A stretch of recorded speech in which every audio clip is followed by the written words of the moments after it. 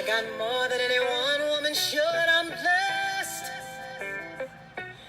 I've been given more than I need, and I don't deserve it. 'Cause when I'm lying in a coffin and I can't take one thing, all that really matters to be living really don't mean nothing. Yeah, there's got to be more to life than this. This can't be life. No, this can't be real. There's got to be more to life than this. This can't be life. No, this can't be real. I've been torn down like a worn down, crumbling building. But I'm up now, and I'm still living. I was chained to the pain and I couldn't feel nothing. I was waiting on somebody to come fill me with something. Yeah, there's got to be more to life than this. This can't be life. No, this can't be real. No, no, there's got to be more to life than this.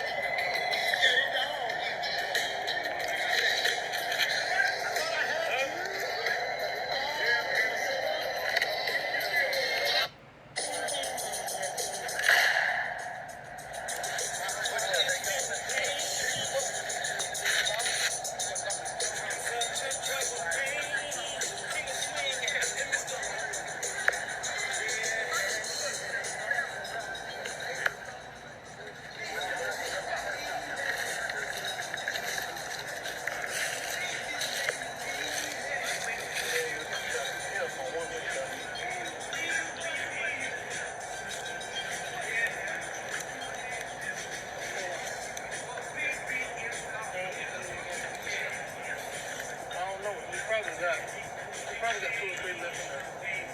Then I can reload them, or you can shoot that 9. I think you might hit the bulls up at 9.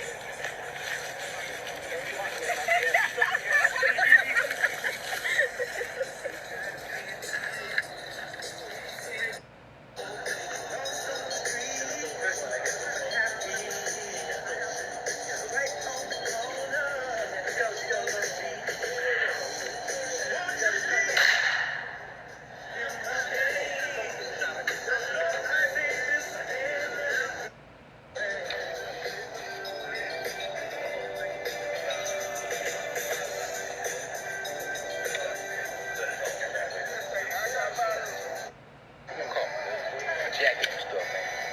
Shoot, boy, I'm not gonna win. Put the ball on my knee, boy.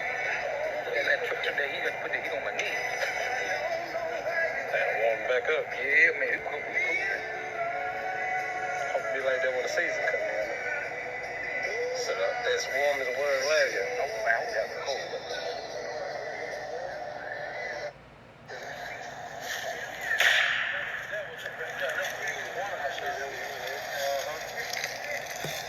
You gotta come down with it. You got a shorter barrel, you're gonna shoot different. Okay.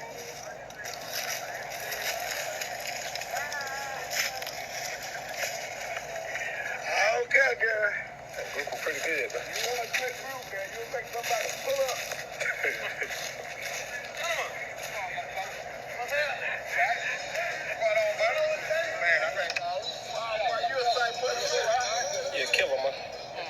You're a killer, ain't you?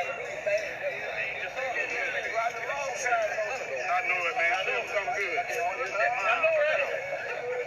Good, fella. Yes, sir. Yes, sir.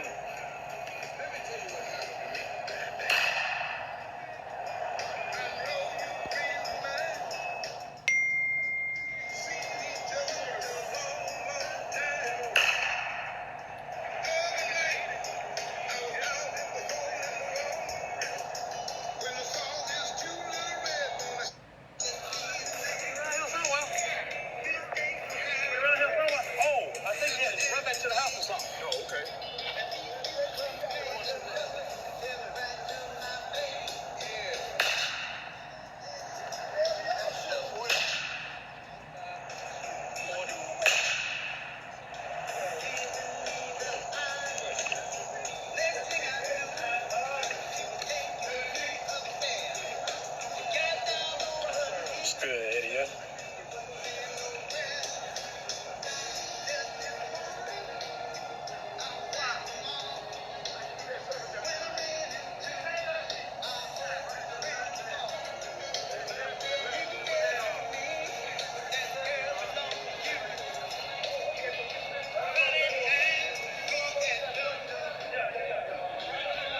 What you about to shoot at?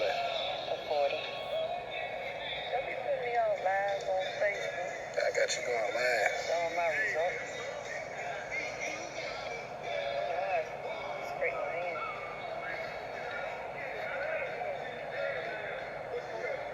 Probably want to kick back. I'm at a scratch. Doing good, man. You're a killer out here in these streets. Yeah. You're a killer in these streets. Exactly what I want to do.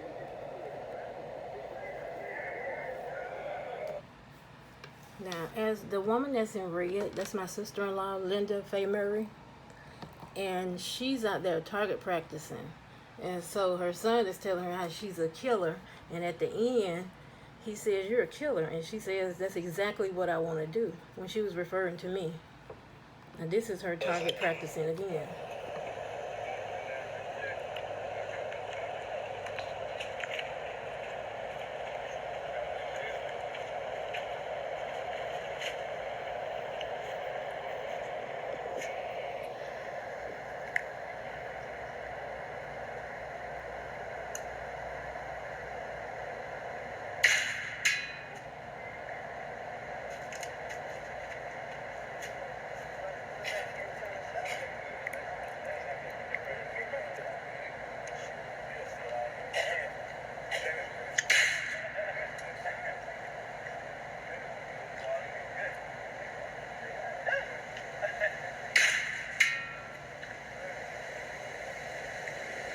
As you can see, all the guns that's on the table, those are all my brother's guns, and he has more where those came from.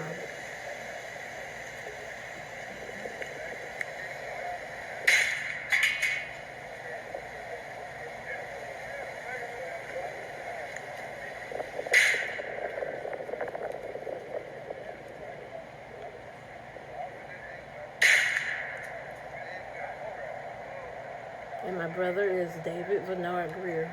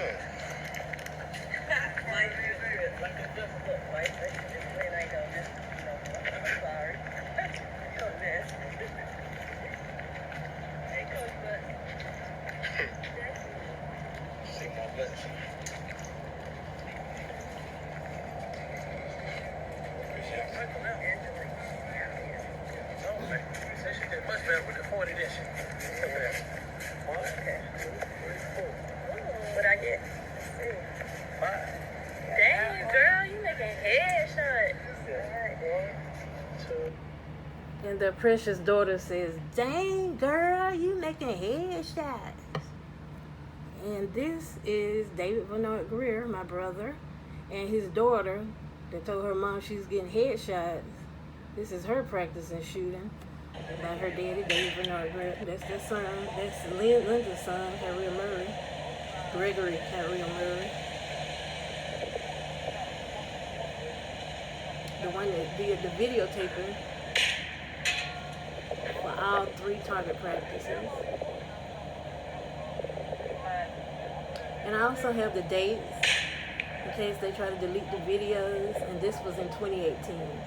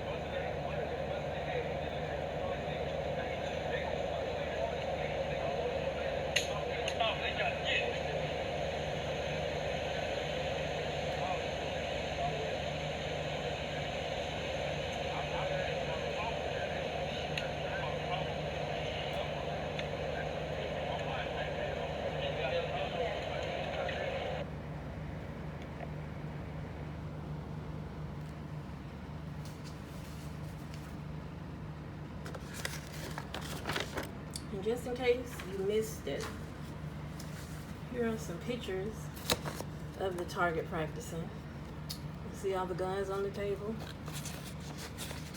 That's David and his daughter. David and his daughter with all the guns. But that's not all that he has. He has more than that because he goes hunting all the time. And there. All three of those pictures are David with his daughter. Okay, so this story here is about these two people. That's Linda Faye Murray, the first person on the video with the long sleeve red shirt on that was target practicing. And the man that was with her is my brother, David Bernard Greer. As you can see, he's tall. He's like 6'1", 400 plus pounds. Okay, how this all started was, it's such a long story, but nevertheless, they've claimed to be elders ever since the year 2000. They claimed that they were elders in the church. All those years of clubbing and drinking and him cheating and carrying on. So all of a sudden, one day, they're no longer alcoholics or drunks, but they're elders all of a sudden, overnight. So this has been since 2000. They're both elders, they say. So we're moving up to, I'll say 2018. They call themselves both getting ordained as pastors in April 2018, I believe. So David had our aunt contact me and let me know that they're having an ordination service and she was inviting me to it. Okay, so let me just say what they did. So from the text messages that I sent them, they went to the Henry County Police Department and filed charges against me because they wanted a warrant out for my arrest. Nevertheless, at that time, what I didn't know is that Linda Faye Murray had been working for the Henry County Police Department as a receptionist in the records department. She'd probably been there since 2017, early 2017. I believe my husband, I believe that my cousin that's been working there for many years helped get her on at the police department. So from those text messages that I sent them, like I said, she didn't have to go too far because she worked for the police department. So they went to the police department, tried to file charges on me, and this is what the statement from non-detecting Detective Kathleen Turner put in her report. This says, as you can see, hope you can read it, February 16th, 2018, Mr. David Greer and Ms. Linda Greer responded to the Henry County North Precinct located at 4545 North Henry Boulevard, Stockbridge, Georgia, 30281. Both Mr. and Ms. Greer advised they wanted to press charges on me.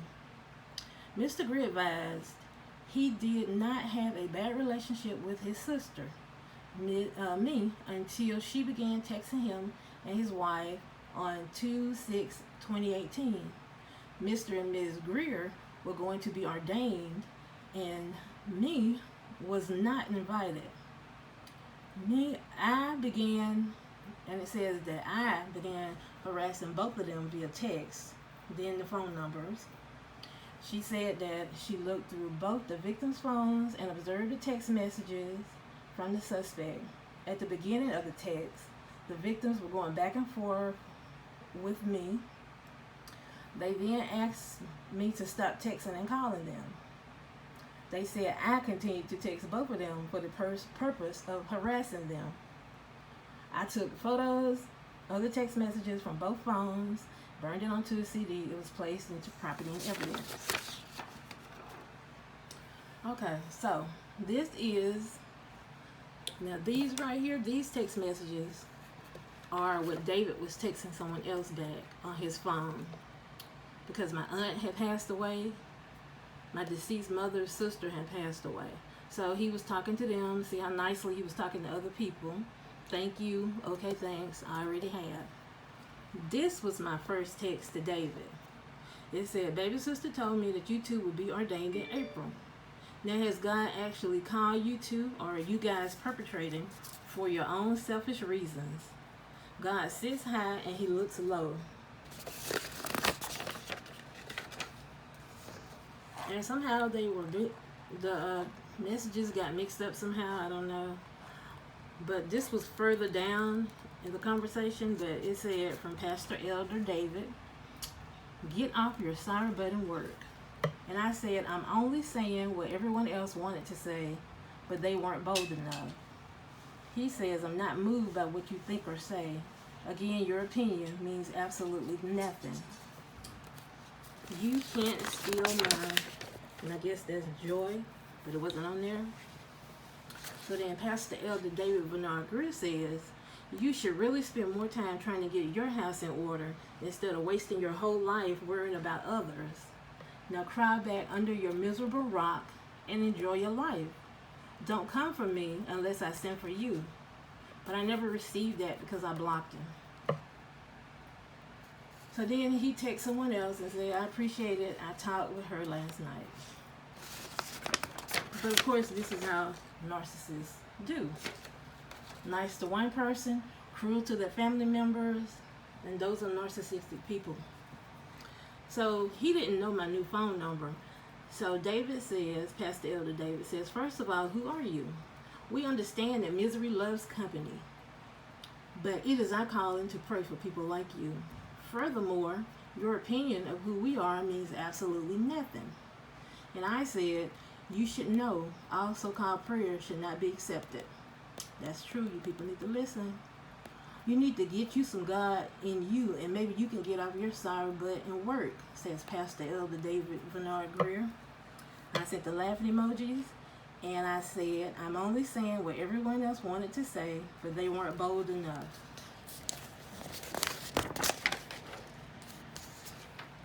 Then I sent him the God bless you, and I put just one more thing. You two have been elders and bishops for almost 20 years now. After 20 years, you clowns now pretend to get ordained. Playing with God like that, shake my head. God sees all and he knows all.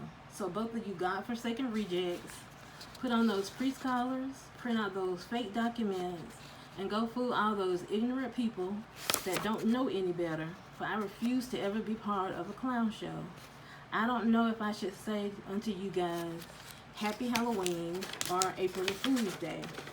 This is the same message continued. To two fools. I live by the concept of let it be real. So enjoy this fake ride, for y'all are a complete joke. I just can't take y'all seriously. Laughing emojis, clown face. You bums, get your life right. Stop lying, cheating, deceiving, drinking, committing incestuous acts with your daughter.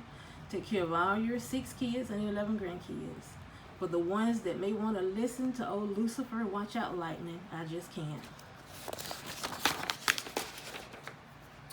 This is from Pastor Elder David Bernard Greer, and he texted me this, but I never received it because they were blocked.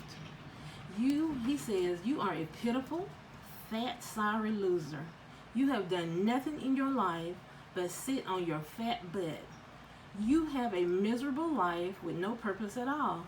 You are not worth my time or energy, so enjoy your life of misery under your rock with your other fat ones. Laughing emojis. And then he says, to sum it all up, you are nothing. Do society a favor and stay under your rock of misery. And these are some more messages I never received because, like I said, I blocked them out. Hey, big girl, I just saw you two on TV. It was titled My 600-Pound Life, laughing emojis.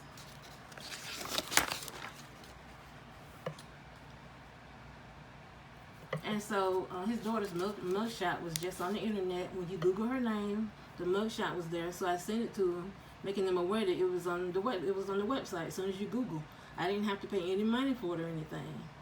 And I put like father, like daughter. He said, you should know that's why your big kids are losers. And I said, you're the loser in more ways than one. It seems your slow-minded daughter is a loser too. Special ed offers scholarships. I will see you soon, Big Nasty, is what Pastor Elder David Vinagre said to me. And he also said, if special ed offers scholarships, then your fat will have one. Laughing emojis. And I said at the bottom, have you hugged and loved on your 5 kids and 11 plus grandkids? So then Pastor Elder David Bernard Greer says, only fat people like you all that nobody wants to have to do things like that. We don't have that problem, Bigum. You are pitiful and you need some help bad. But you can't hide behind the phone forever. I got you. Which was a threat. But did I run to the police station? No, but they did. And like I said, they didn't have to run far because Linda was right back there in that records department, logging in records. So then I did put, thanks for texting me back all this information. I will show everyone what you two bishops sent me and also the threats because people get arrested for threats. For you, this would be your millionth time, right?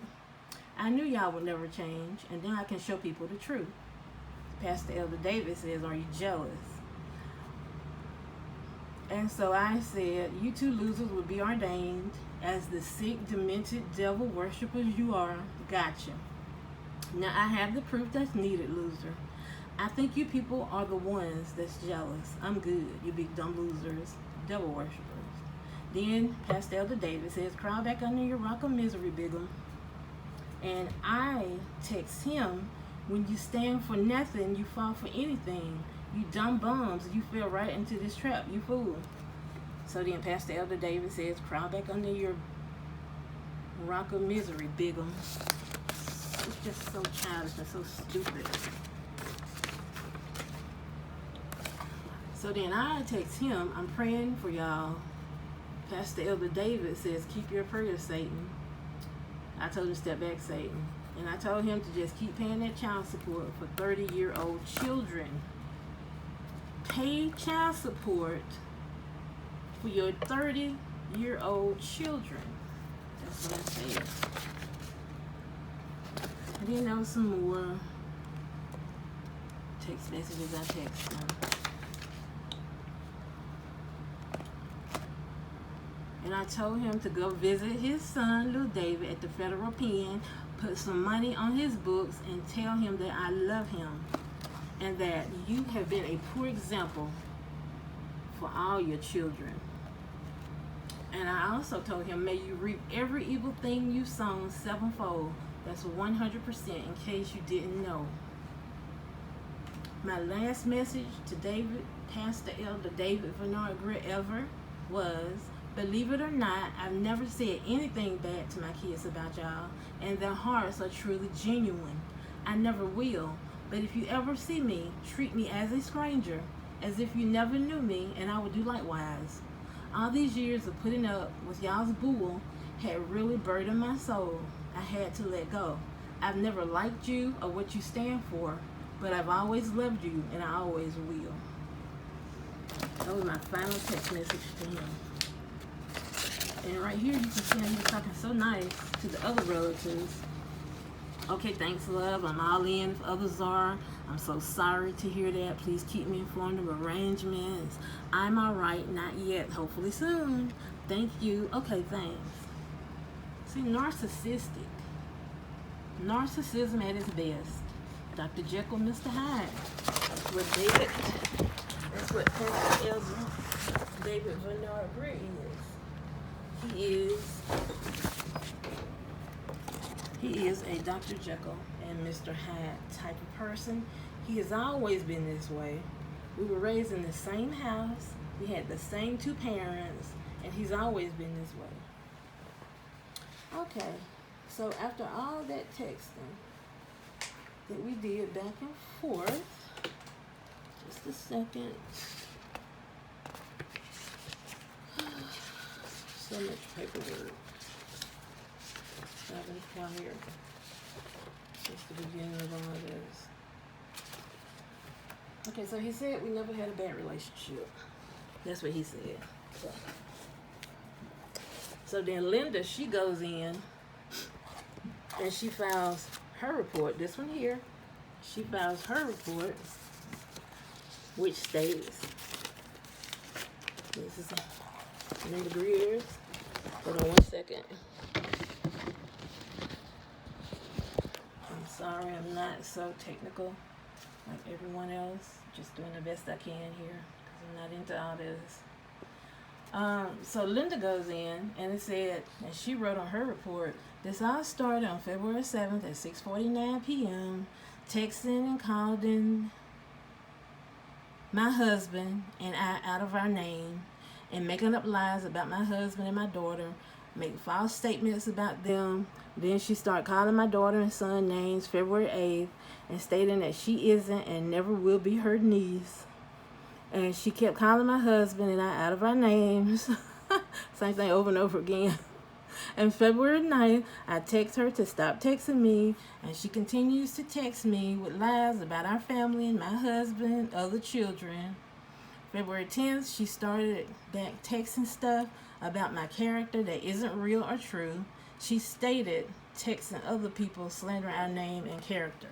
Signed, Linda Greer.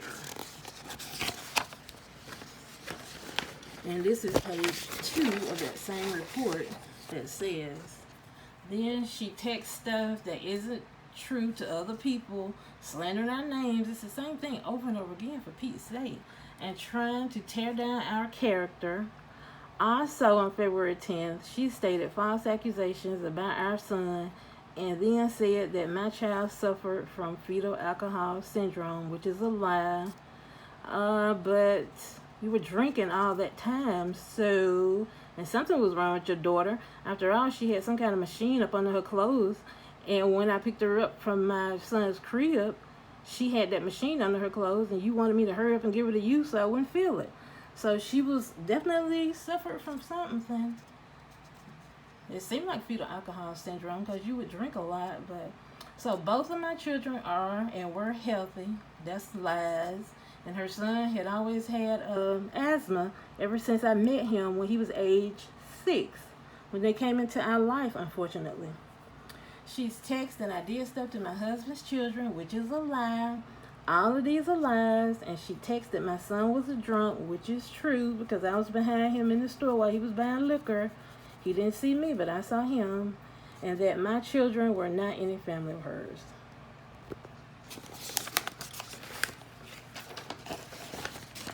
Text messages to her was, of course, that's their daughter's picture, her mugshot. And I'm going too soon because of you. She's saying she's going to jail soon too because of me. And I said, you probably have already been to the slammer too. It runs in the family. That's what I said. And I said, I'm praying for y'all. Kisses. I called her false prophets. And she said, don't text me anymore. And so then I said, why not? I love you. And I'll kiss. Then I told her, well, I'll get into that. I'll get into all of that in a few minutes.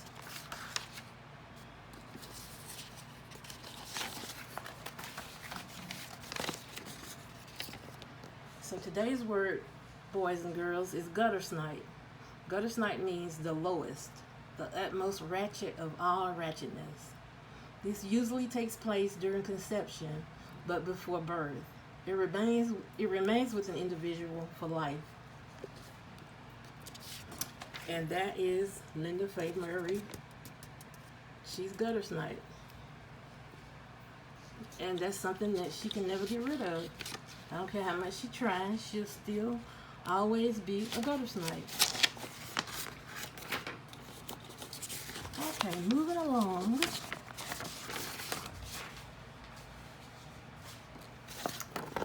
Linda wanted everyone to know that she worked for the Henry County Police Department.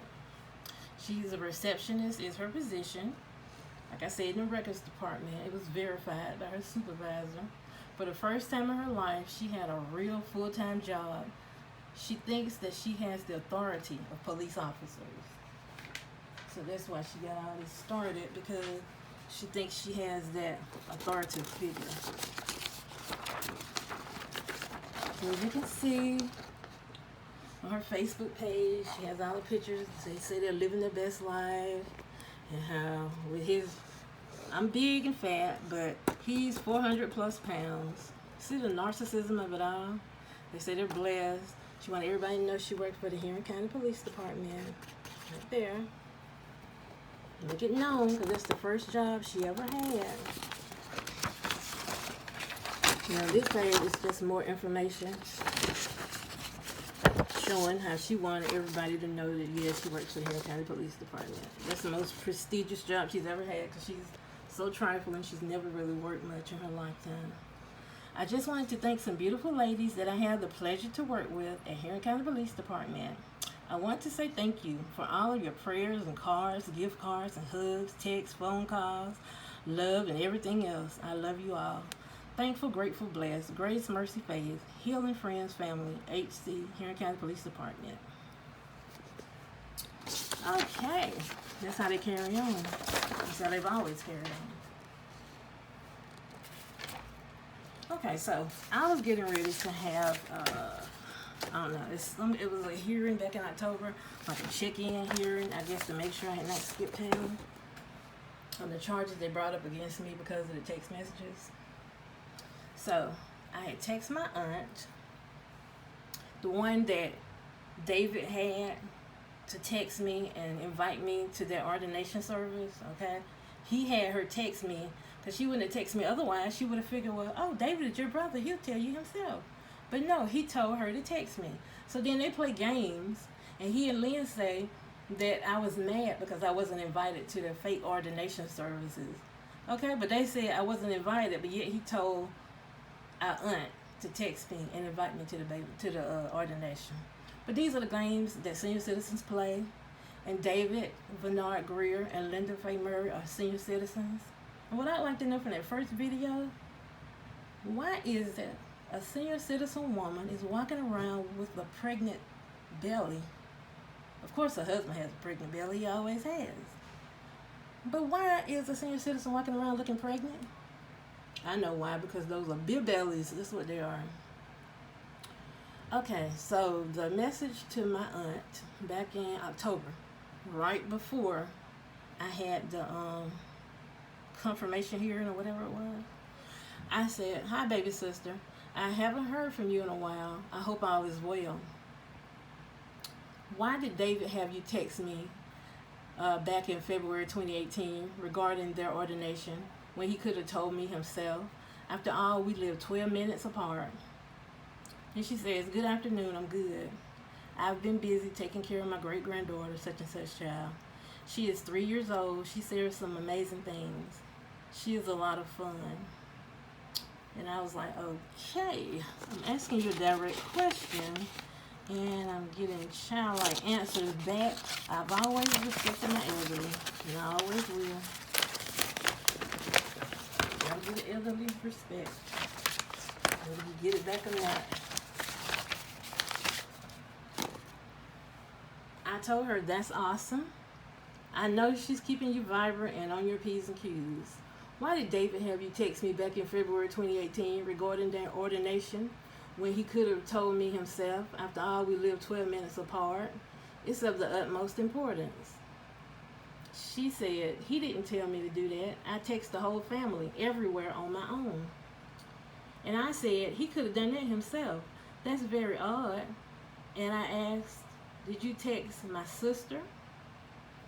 And I said, we're his siblings, and that was his job. But my sister knew, oh, I'm sorry, that's not my sister.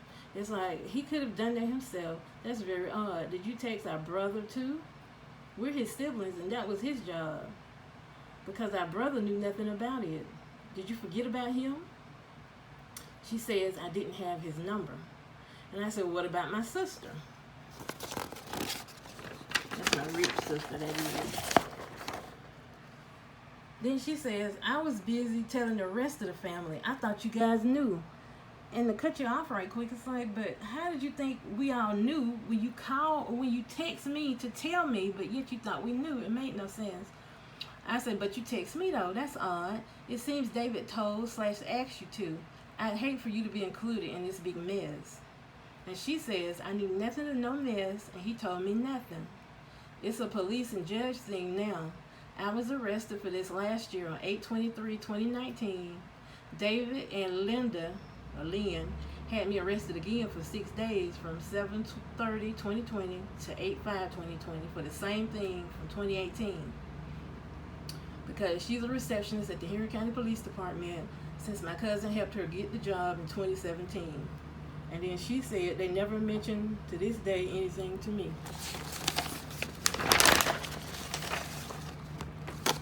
She said I knew nothing of no mess, and he told me nothing. And I stated, it's a police and a judge thing now. I was arrested for this last year. And they had me arrested again for 6 years. Blah, blah, blah. And she said they never mentioned this to me to this day. It's all truth. I put, it's all truth, but one never wins when they play dirty. That was the end of that. Okay, so now getting back to the police report. Detective Kathleen Turner had put in her report, this is her other narrative. I'm not going to read the beginning part because we've already read that on another paper. But I will read the last statement because it's different. The Detective Kathleen Turner said, I recorded my conversation with, that's me, and then she was saying my name, agreed to try to meet with me at a later date and time to provide me her text messages between her and Mr. and Mrs. Greer. She will also attempt to provide me a written statement. I said those were lies because I never told Detective Kathleen Turner that. I never told her that. I said I'm bedridden and I can't come. A statement was never discussed. That is not true. I never discussed a statement with her, giving her a statement, but I told her I was bedridden. I could not come down to the station. But yet after that, it was about a day or two after that, she did come to my home unannounced. And like I said, I was bedridden from my back injury. So who could come to the door from home alone? Was the door just gonna automatically open itself up? Well, that's untrue. So untrue. Okay. So this is my first arrest. No, let me see. Hold on a second. This is my second arrest. Let me show you the first one first.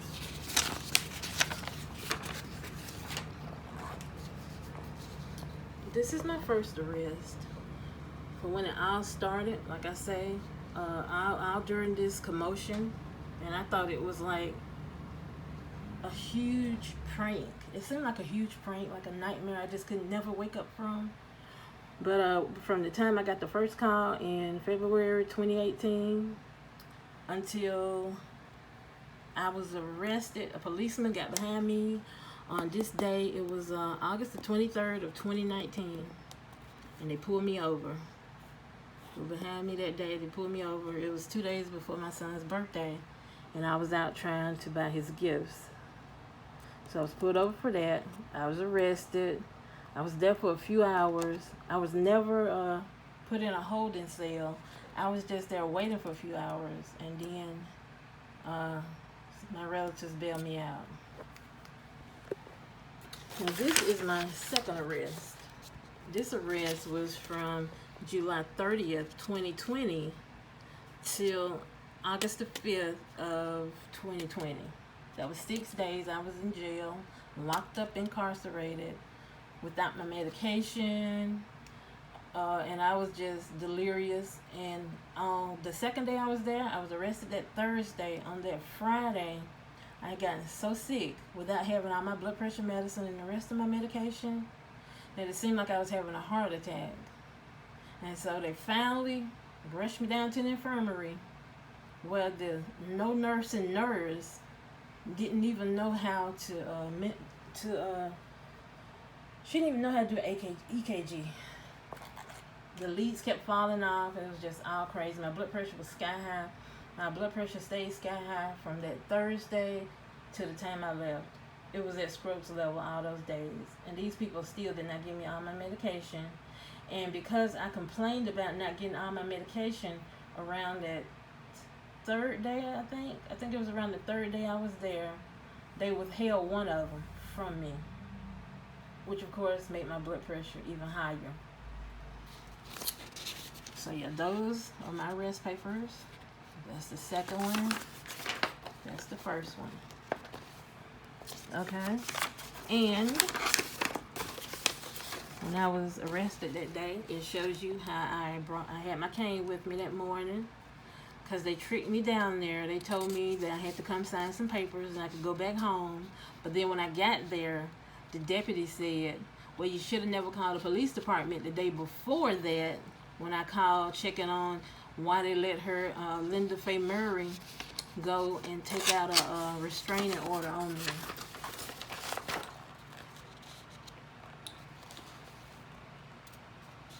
Because they did let her do that.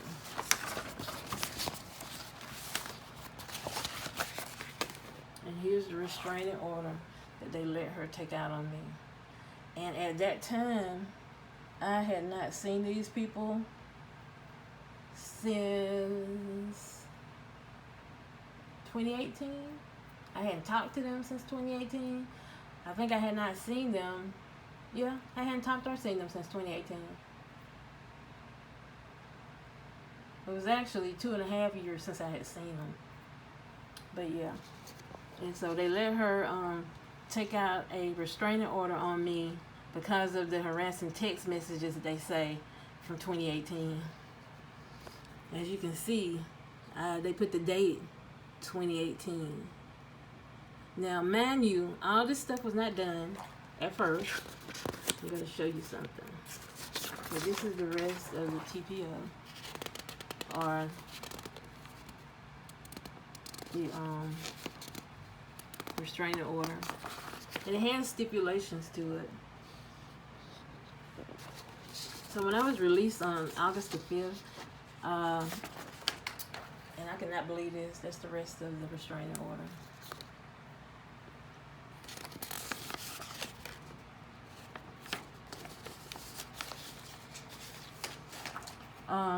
At my hearing on August the, let me see, I think August the 4th, I had a hearing date so I could get out of jail. And at my hearing, I could not believe that these people actually allowed Linda Faye Murray Greer to give a victim's impact statement. They actually allowed her to give a victim's impact statement on the Zoom that we were having the court. A victim's impact statement. I don't know what has happened to her. Why does she need a victim's impact statement? Like, these people need to get real. Oh, it's so, I tell you. So anyway, this says on February 12, 2018, I was working the watch office at the Henry County Police North Precinct when Linda Greer came in to file a harassment report. Ms. Greer stated that her husband's sister had been sending multiple unwanted text messages to her husband for several days, which contained several lies about her husband and herself.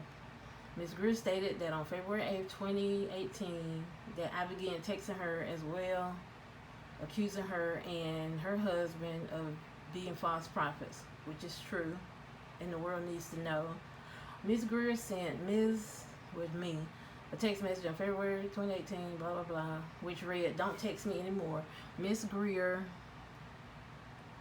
stated that who's talking about me, ignored her request and has sent her 4 additional text messages between the times of 3:07 a.m. to 10 and 5:26 p.m. on 2/10. Ms. Greer stated that text messages contain the same content and have become a burden.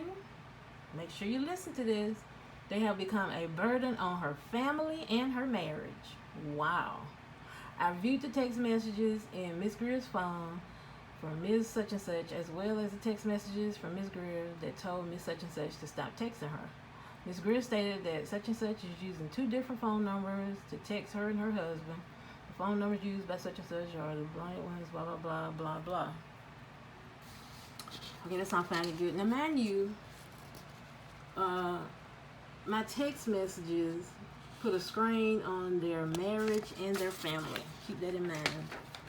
It's just more information in that report they made.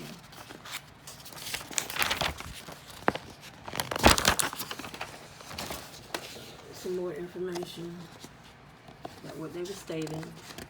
It's kind of the same. Oh no, this is actually this is the paper that they printed up to have the protective order filed on me. This one says, on July 16, 2020, I was working the Henry County Police Department watch office, located at whatever, when Henry County Police Department records employee Linda Greer and Major Horn approached me in reference to documenting a harassing incident. Ms. Greer explained that back in early 2018, she and her husband, David Greer, filed a harassing text message incident, which is a lie. Well, they did file that, but they sought a warrant, and that's what they got, against Miss Greer's sister, Mr. Greer's sister, in which blah blah blah. And then it says that sent multiple text messages, screenshots, personal medical information, Facebook profile information, and random quotes to Chief of Police at the time, who then sent it down to Sergeant Davis for evaluation. I remember I did that, and they did nothing about it. Sergeant Davis asked me, he said, well, I'm more concerned that you turning yourself in. And they treated me as I was a warranted criminal. It was determined at the time that she sent these documents to the place of employment of Ms. Greer with the intent to get her fired. Ms. Such and Such was arrested with these charges, but later did not return to her court dates, which has caused a bench warrant to be out for her arrest. Failure to appear. Now, mind you, I did not return to my court date. That's true. And the reason was because, first of all, I was made homeless. That's first of all. I was homeless at the time. And then the second thing, I was going through a cancer diagnosis at that time. And I was going to be having surgery. This was, the date I was arrested was August the 23rd. When I left, I told those people, I'm no longer at that address you all have on file. The only address I have is a P.O. box. I gave them my P.O. box. The lady that was discharging me, she told me to make sure that I called the court system that Monday. I called that Monday, the 26th. I called August 26th, 2019, all the way up until September the 13th. That was the day of my surgery. I stopped calling because I had surgery. When I had cancer, had to get my kidney taken out. And then I was on a road to recovery. And like I said, I was homeless and I had nowhere to stay.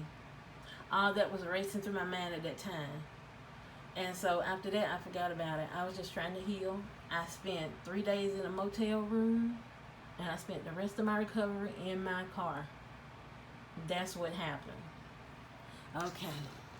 So then after that incident, after my surgery and all that, police would get behind me, and nobody pulled me over. It was strange. They pulled me over the first time. Nothing happened.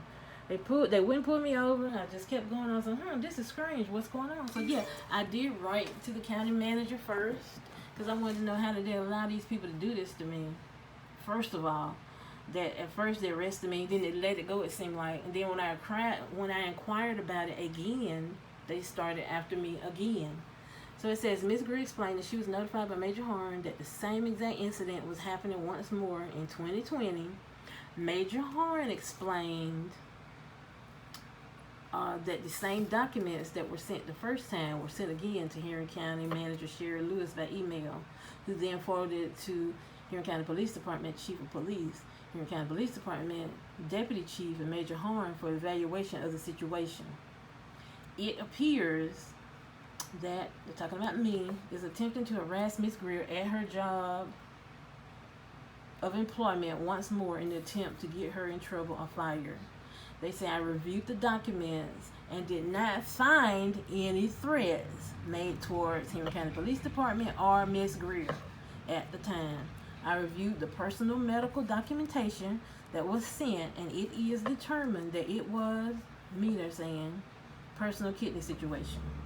After discussing the situation with the prior detective, and that's non-detecting Detective Kathleen Turner, who dealt with the first case, and Major Horn, it was determined that this be documented.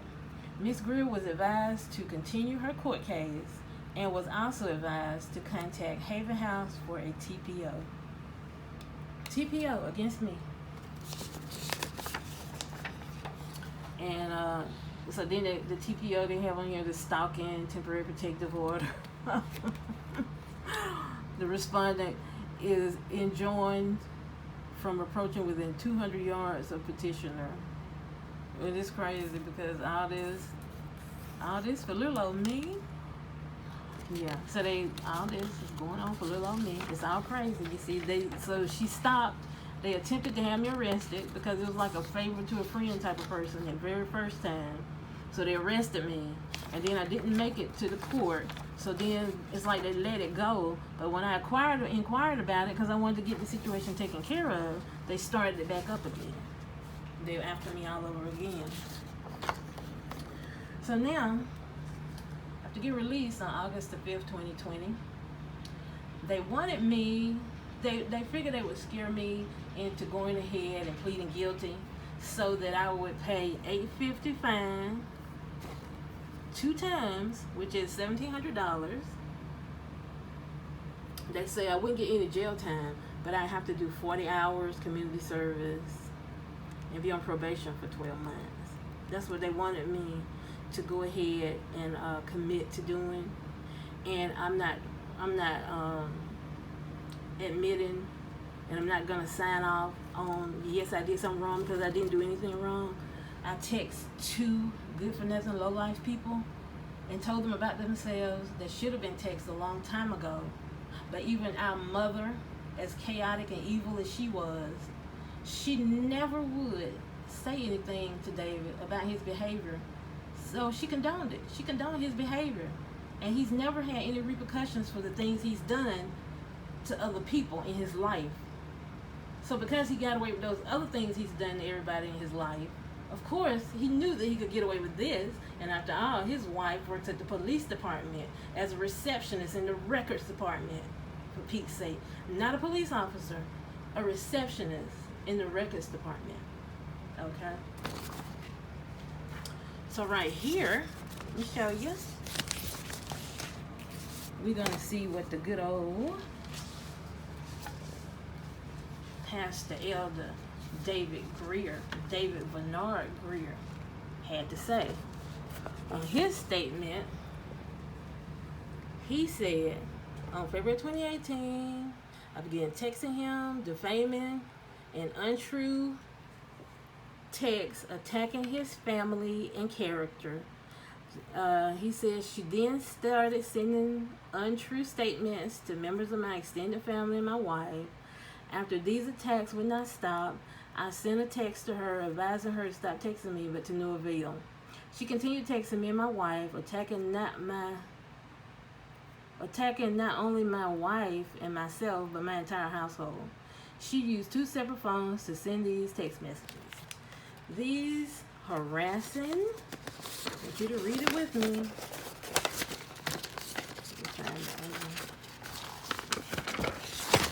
These harassing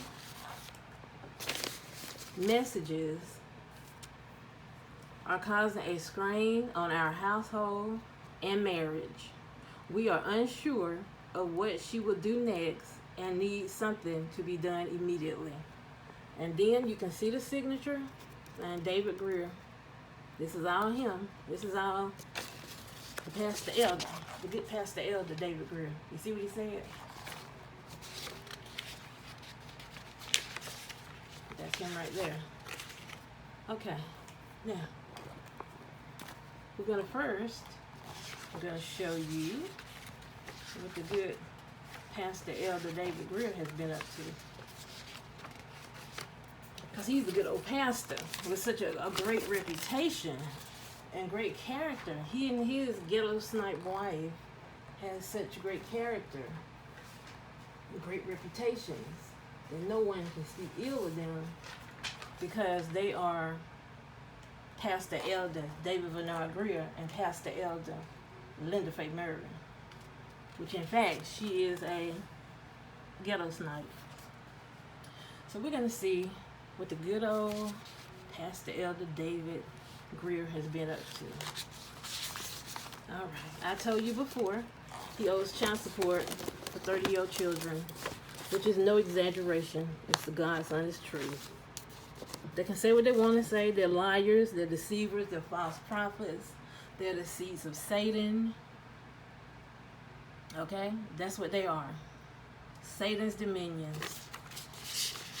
So we're going to see what the good old Pastor Elder David Bernard Greer been up to. As you can see, because as a matter of fact, a lot of people these days are just really calling themselves whatever they want to call themselves. They can be bishops, they can be pastors, apostles, lawyers, judges, doctors. You can be whatever you want to be.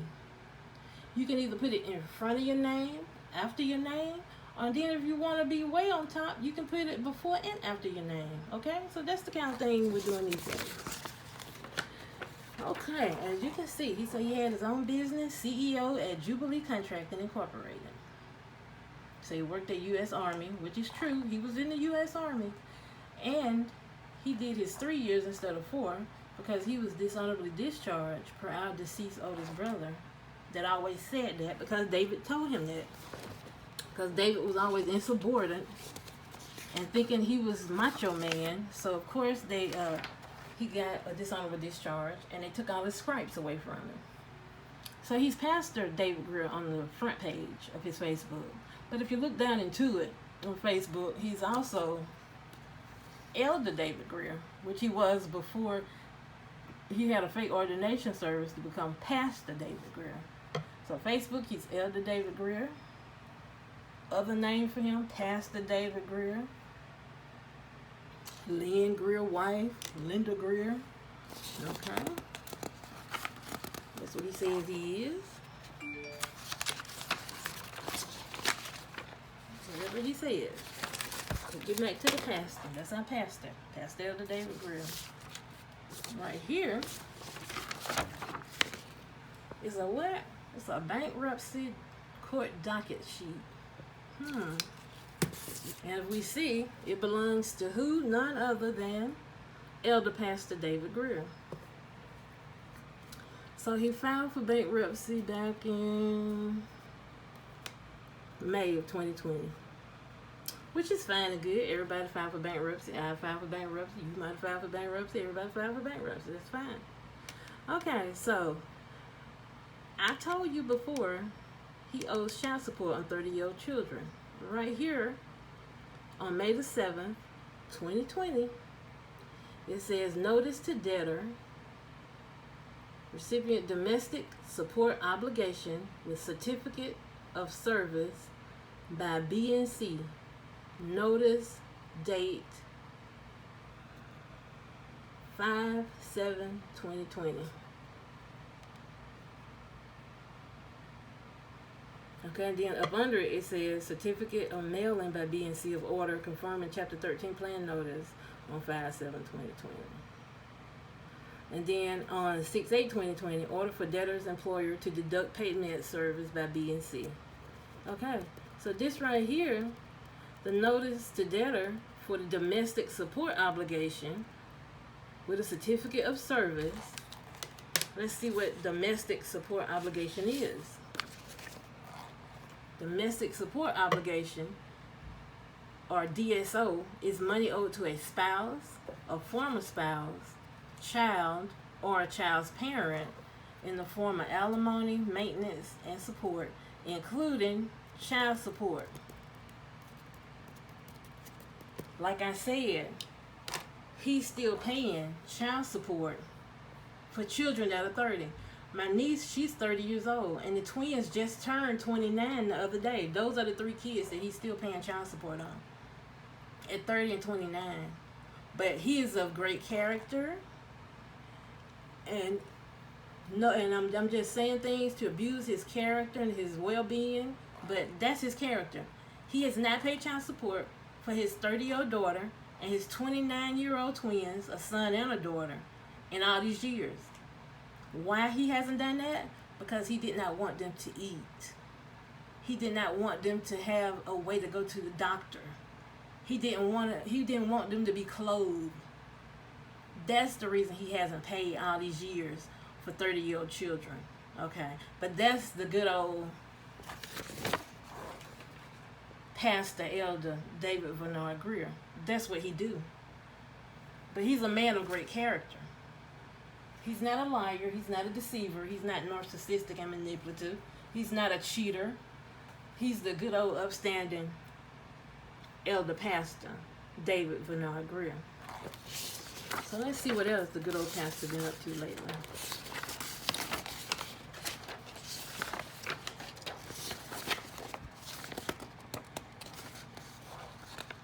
Hold on, I'm gonna get to it.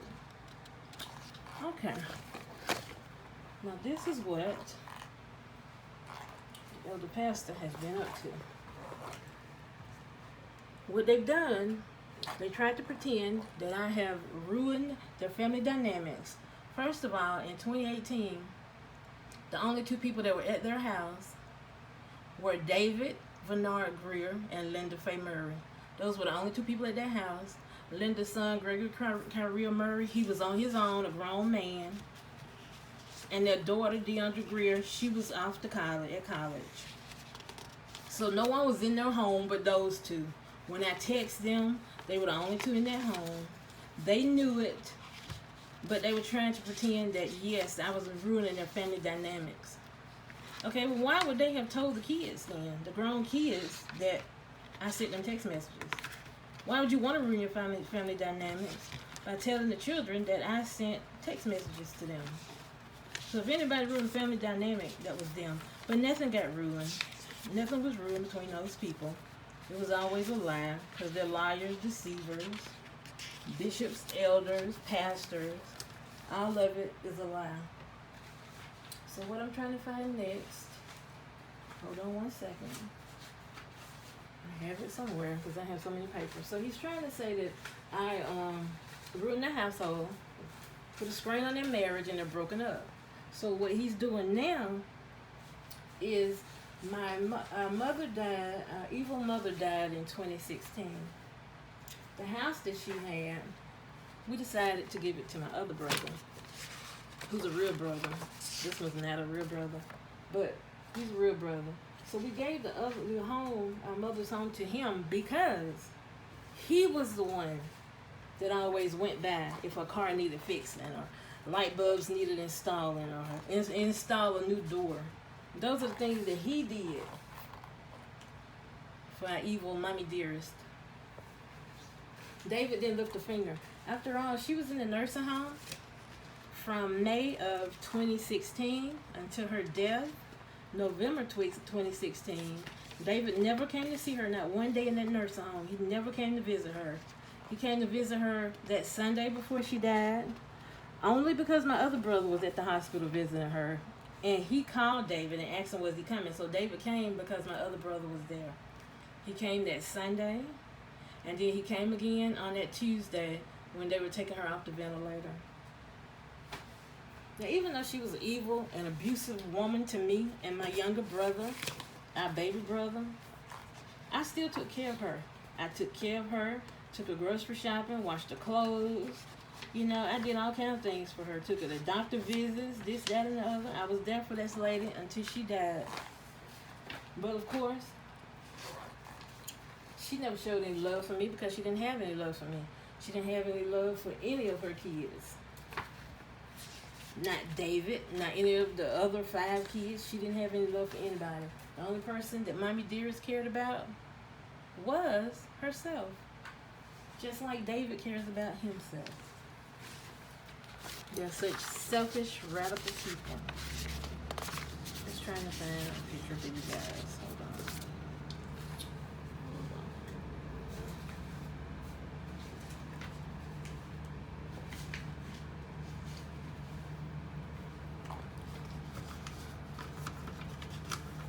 on. Okay.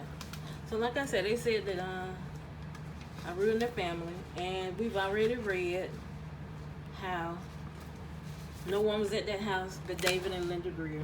Hadn't ruined any family. It's not like they had any children or anything. So now they're trying to say that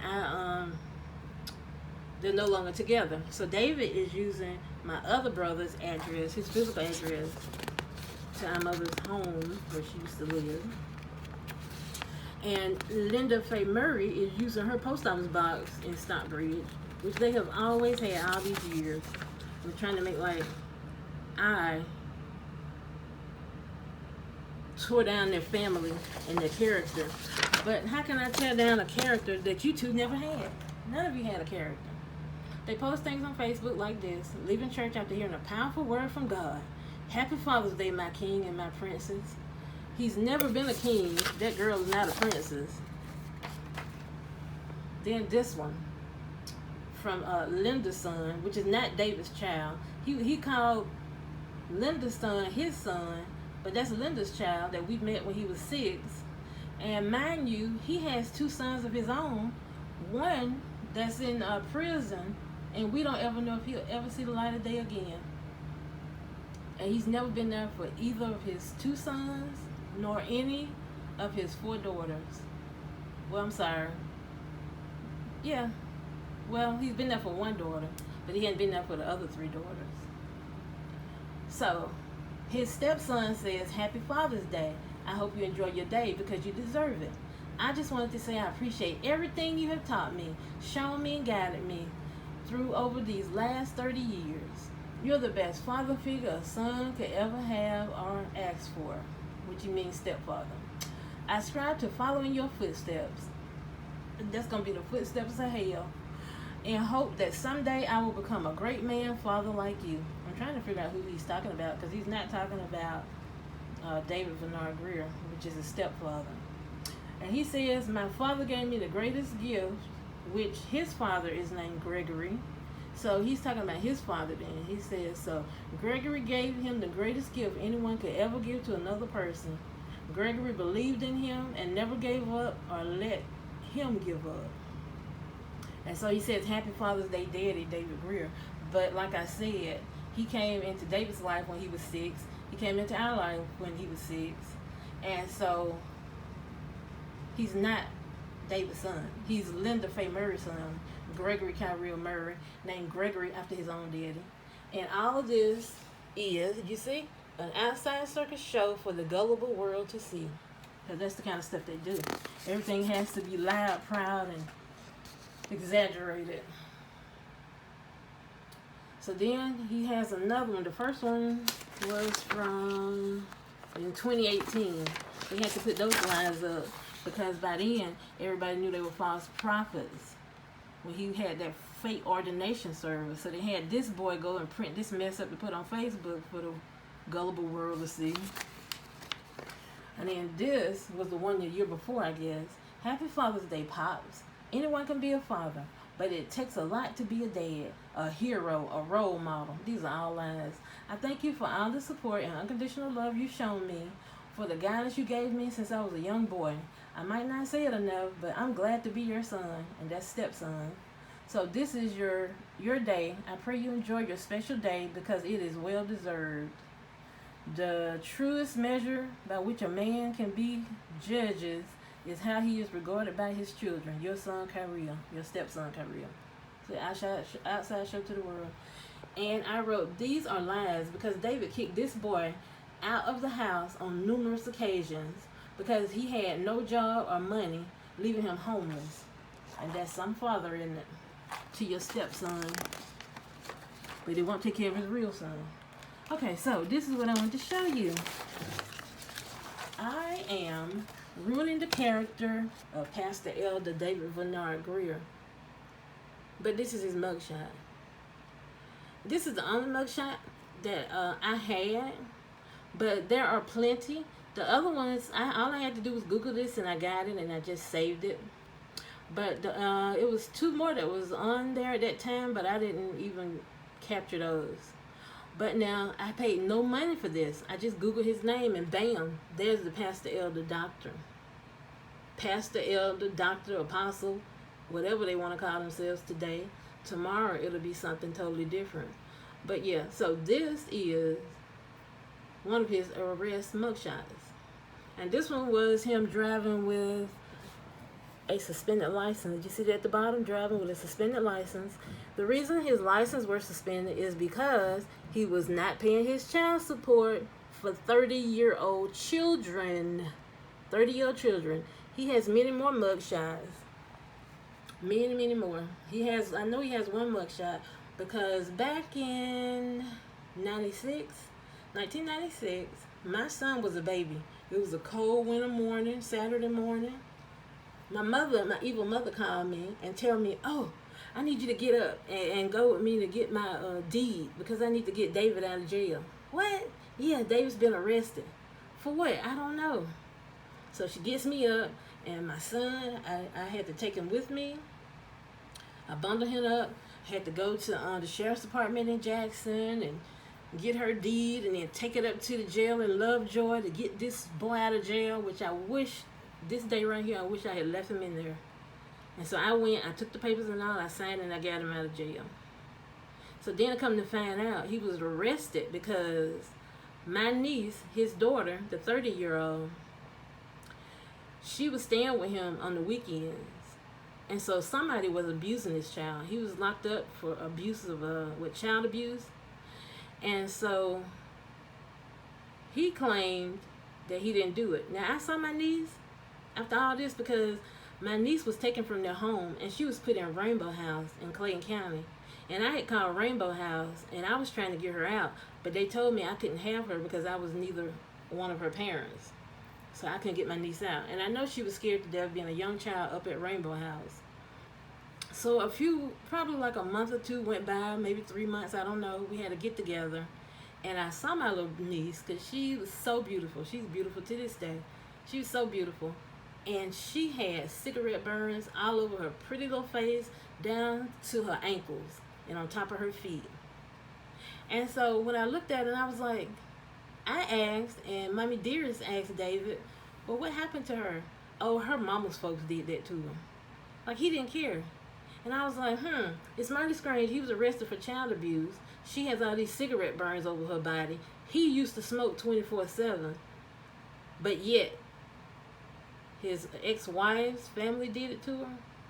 So when I rediscovered my niece back in 2011, because we had lost contact, and at that time, she had been in Detroit for years, she told me that the reason she had all those cigarette burns, I said, did your daddy actually burn you? Because he was arrested for it.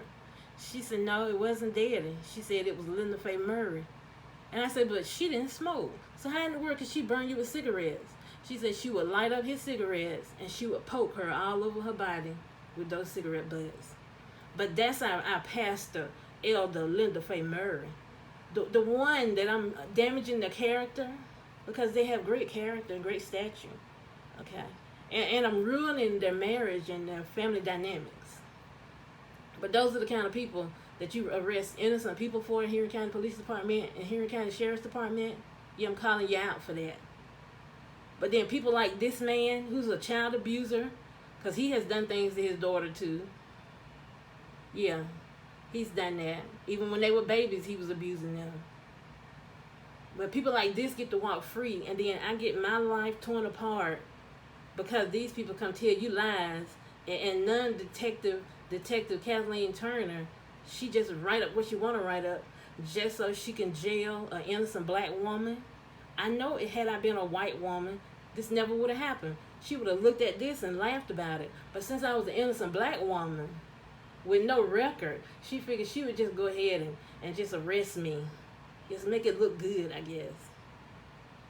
And have the walls just tumbling down off of my life. That's what they did. So this is the good old pastor. Like I said, he has many arrests. And our cousin Melissa, I know you bailed him out of jail many times too. All he does is gets people, and he gets in good with them for a while, and he uses them as much as he can to his advantage until they're tired of him. They're tired and they go away and they never come back. That's what people do. And so, yeah, this is his son, which they share the same name, David Bernard Greer, and he's locked up. And the reason he's locked up, he's been locked up back and forth since he was age 14. And the reason that it is because he had a low-life, good-for-nothing father. That's why he was locked up. He's the sweetest child you could have known, but he knew the streets. His daddy was never there for him. He was never there for him, but he was there for his stepson, Gregory Kyrie, who had his own daddy in his life. That makes a lot of sense, doesn't it? Then his baby daughter, his princess, she was arrested. That's why I said it runs in the family. It all runs in the family. If you look at them, all you see is evil. That's all I see, evil.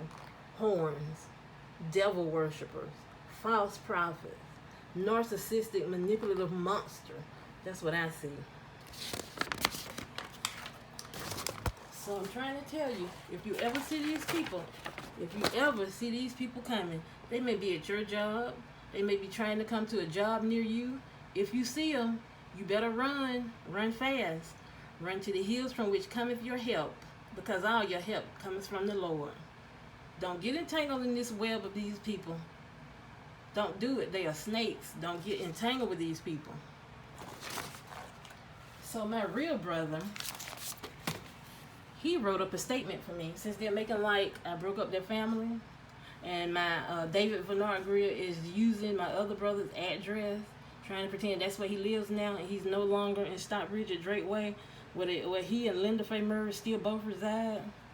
Yeah, and so my brother, I wrote the letter up, he signed it and got it notarized, that I such and such live alone at my home located at such and such, and David Bernard Greer does not and has never lived with me at this address. Sincerely. And then my brother's name is signed. It's notarized right here, as you can see. And I've had this, since October. And the notary is on the back. So Miss telling the lies to the court and everything. And see, he's still saying he has my brother's address right there, that he lives there, but that's not where he lives. Because he wanted to seem like I broke up their family. And why do elders, bishops, and pastors have AKAs? Why is Linda Faye Greer, Lynn Marie Greer Jr.? Because they are con artists. That's all they've ever been, con artists, the both of them. Miss me with the bull.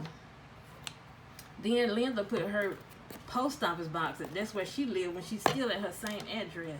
Stop with the lies, people. Stop with the lies. So I'm going to tell you what happened. So when we gave our other brother, which that's the only brother that I have, when we gave him our mother's home, because I cared not to be there. Oh, one thing, now if he tried to make like that he's no longer at that address that he is at, they did a quick claim deed in 2017 to take his name off of the house. And so only Linda Faye Murray's name is on the house. But they did a quick claim. Now the house is only in Linda Greer's name. So try to miss me with it all. They're still together. They're not broken up. He doesn't live in my brother's home. He's still at the same house up in Stockbridge. So nevertheless, when we gave my brother the house, he was angry. He was upset. He could not believe that we gave him the house. So what this narcissistic, manipulative nut did, he went to Jackson, Georgia, as you can see. And because my other brother has the house, he decided, well, I'll just buy me some land. So this was my mother died in November 2016. It was around August, September when my rich sister went and told him they were giving my brother the house. So he goes to Jackson, Georgia, and he buys this land on September the 9th, 2016 for $45,348.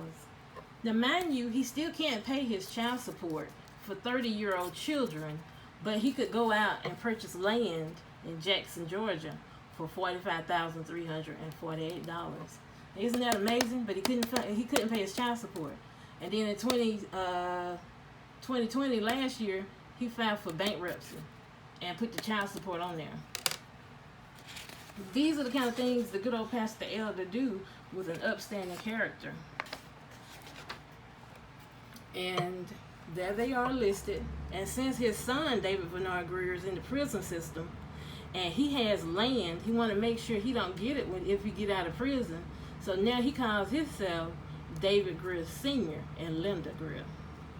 But he's never been David Greer Sr. He's just been David Bernard Greer, and his twin son has been David Bernard Greer.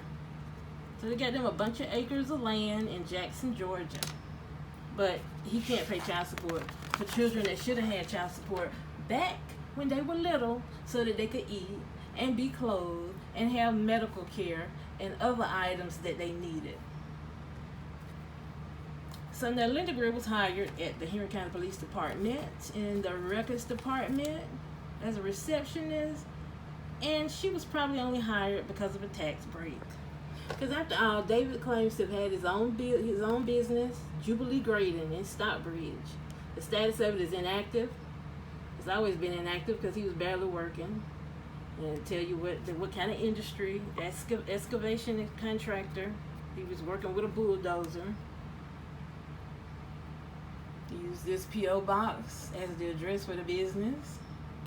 He said he had 3 members for that business, but it was only 2 people. He put V. David Greer was the secretary, which was him. F. Linda Greer, which is Linda Faye Greer, was the CFO, which is Linda. And then David V. Greer, which is president, and he's inactive. But V. David Greer and David V. Greer was the same person, but they were 3 people, but they were actually 2 people. Okay, miss me with the bull. Miss me with it all. So they really hired her because she worked at her own house, called herself being a secretary for her husband, and so that made her qualified to be hired at the police department, where they went filing fake charges, fraudulent charges, I was wrongfully arrested, and they just ruined my life. So I'm going to get to the point how they ruined my life. And then that's some more information on his so-called business he had. Other information of his so-called business. But he was such a businessman, but he could never pay his child support. That's amazing. But anyway, an upstanding man with great character would have not only paid his child support, but he would have made sure that his children had everything they needed. So that's an upstanding elder pastor. That's what the elder pastors do. Now, mind you, on that second page of David's statement, he said that I needed to be arrested. Hold on 1 second. He said they needed something done about me because they don't know what I'll do next. So this is my response to that. They said I needed to be arrested because they didn't know what I'd do next. But they were out there target practicing. He goes hunting. He's been hunting ever since he was a boy. He has all those guns, but they don't know what I'll do next. Okay. This is what I'm going to do next. I'm going to do what I've always done. I've always mind my business and never caused anyone harm. If someone needed my help, I would help them, be it physical or financial, if it was within my ability to do so. Okay? So hold on 1 second. But they don't know what I'm going to do next. And they've been out there hunting and target practicing for years. And like I say, I have dates. They're in my phone. And the target practicing and shooting they were doing was in 2018. The same time that the text messages came out. So miss me with it all. Okay, this is my MRI report for my back. I injured my back when I was working at Piedmont Fed Hospital back in 2006. While working at the hospital, I was assisting a patient and my back popped. And after that, it's been down here ever since. So I began getting epidurals in my back for years and years, up until 2011. 2011, I never got any more after that because they damaged my nerves of my legs and my back and all that. So now, ever since 2014, my legs go numb and my feet go numb.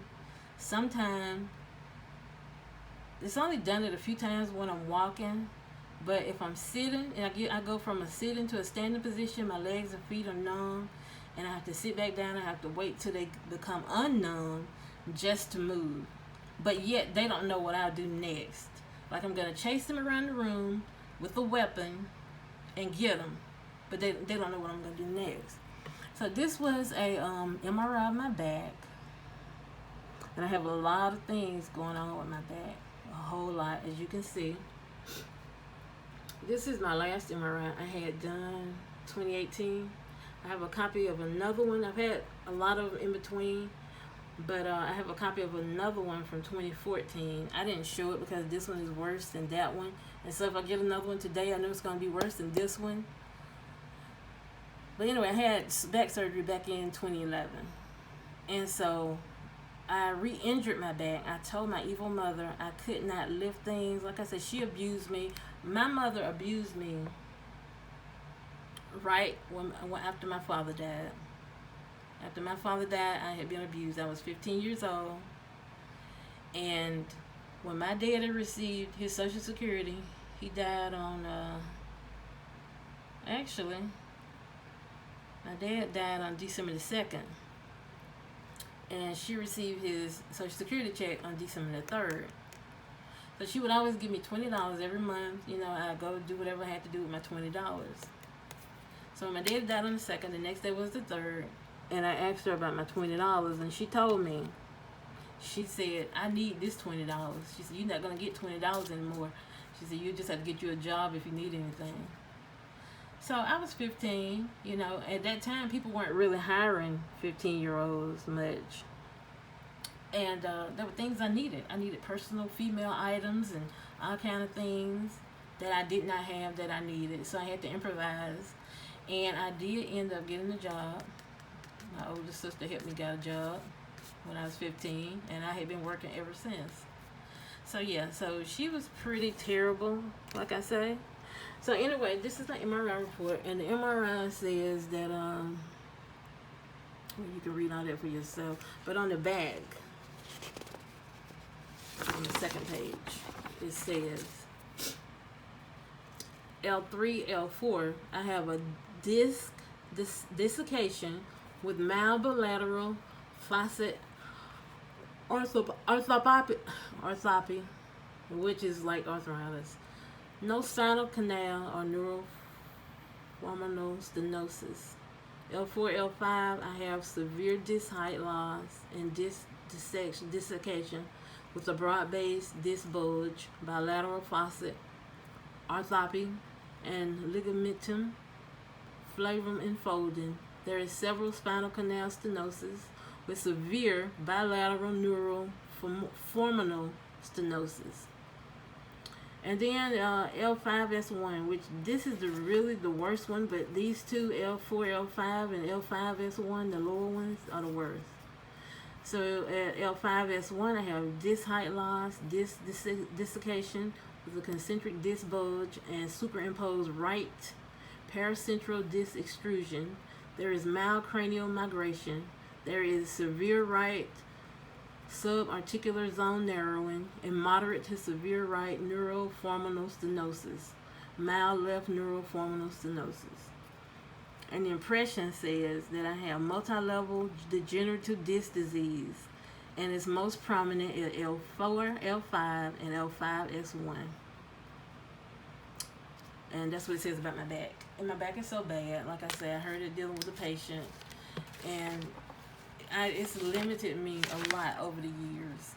But yet these two ignorant, low-down, dirty people, David Bernard Greer and Linda Faye Mercer, they don't know what I'll do next. But yet they know how bad my back is. Okay. And not only that,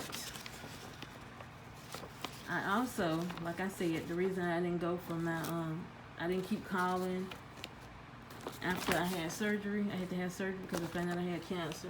And so I did have surgery on September 13th of 2019.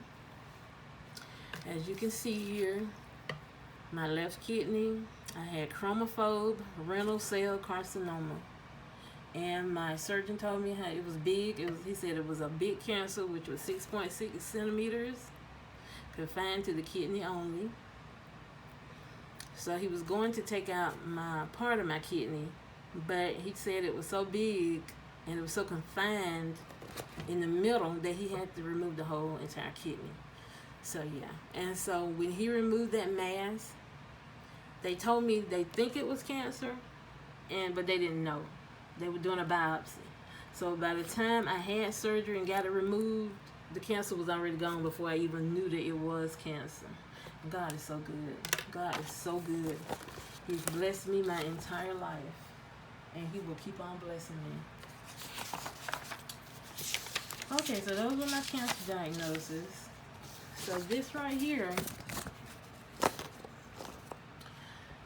says Linda Faye Murray Greer has claimed to have had cancer for 20 plus years.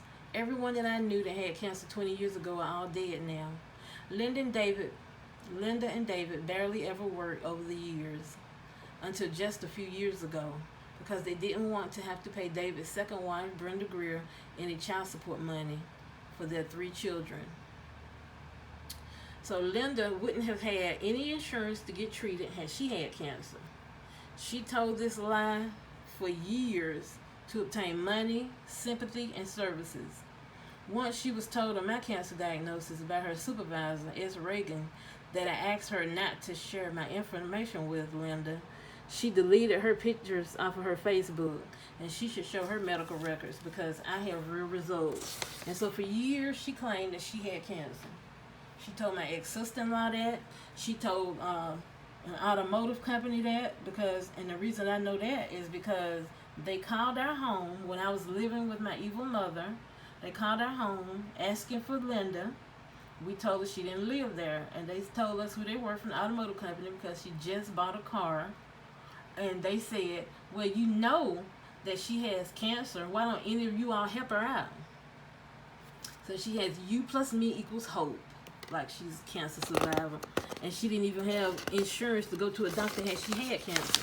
So we know that if she really had cancer 20 years ago, then she would be dead today because she didn't work to go to a doctor. And then she has hope on here, like she's hopeful because she had cancer with her lying ways. False prophets. I'm so sick of them. But this is the truth, and the truth shall set you free. And so therefore, with all this, I was in my home for almost 12 years. The police, after that day, Detective Kathleen Turner came to my home. She stated that she was going to turn the report over to see if the to see if the judge warrant for an arrest. And I kept wondering, well, what judge he did? And then she called me back and said he did sign a warrant for your arrest. And all this time, it's been years now. This thing has been ongoing from February 2018 till today. It's still ongoing. And I'm facing 2 years in jail because of liars. They have lied, false information on a police report. I was wrongfully arrested 2 times and the second time for 6 days. My health was put at risk. I was on the verge of having a stroke. But I was praying every step of the way that please God don't let me die in this jail cell. They were coming to my house every day. The first time they came was on a Sunday. They came to arrest me. That was in 2018 after the warrant was issued.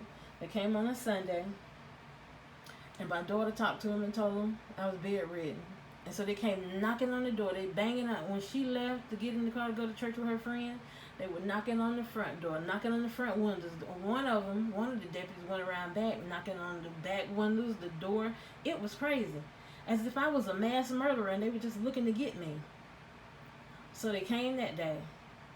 I didn't come to the door. They came another day. So then, after a while, after they came about 2-3 times that week, they stopped. But my daughter, her car was in my name. Her tag was in my name. So, and then my vehicle, of course, was in my name. So anytime she would drive her car, or she would drive my vehicle, then the police would pull her over. And the very first time they pulled her over, she was at Walmart with a friend. She was on her way to Walmart. She was turning into the parking lot. She said the police was behind her all the way till she pulled in the parking spot. They turned the lights on her, and then another one flew in front of her and had her blocked in. And she said they ordered her out of the car, and she got out of the car. She said she was nervous and shaking and scared to death. And they was like, "Oh, well, you look like her." And she had to prove she wasn't me, and they was like, "Oh, you look like her." Well, did she know she had a warrant for her arrest? I don't know what she told them, but like I said, she was scared, and they almost gave her a nervous breakdown that day, and she's been afraid of police ever since. So they did that. They kept pulling her over. Every time they'd be somewhere, they'd pull her over because their warrant was out. And they read the tag, and it was in my name, kept pulling her over. But my son's car was in my name, too, and he never was pulled over. But they kept pulling her over. It would be daytime, nighttime, and they have just scared my child to death. And so she, to this day, she's afraid of police. And so anyway, they kept on coming back to my house. So then, when I finally had enough, and I had wrote a letter to the court.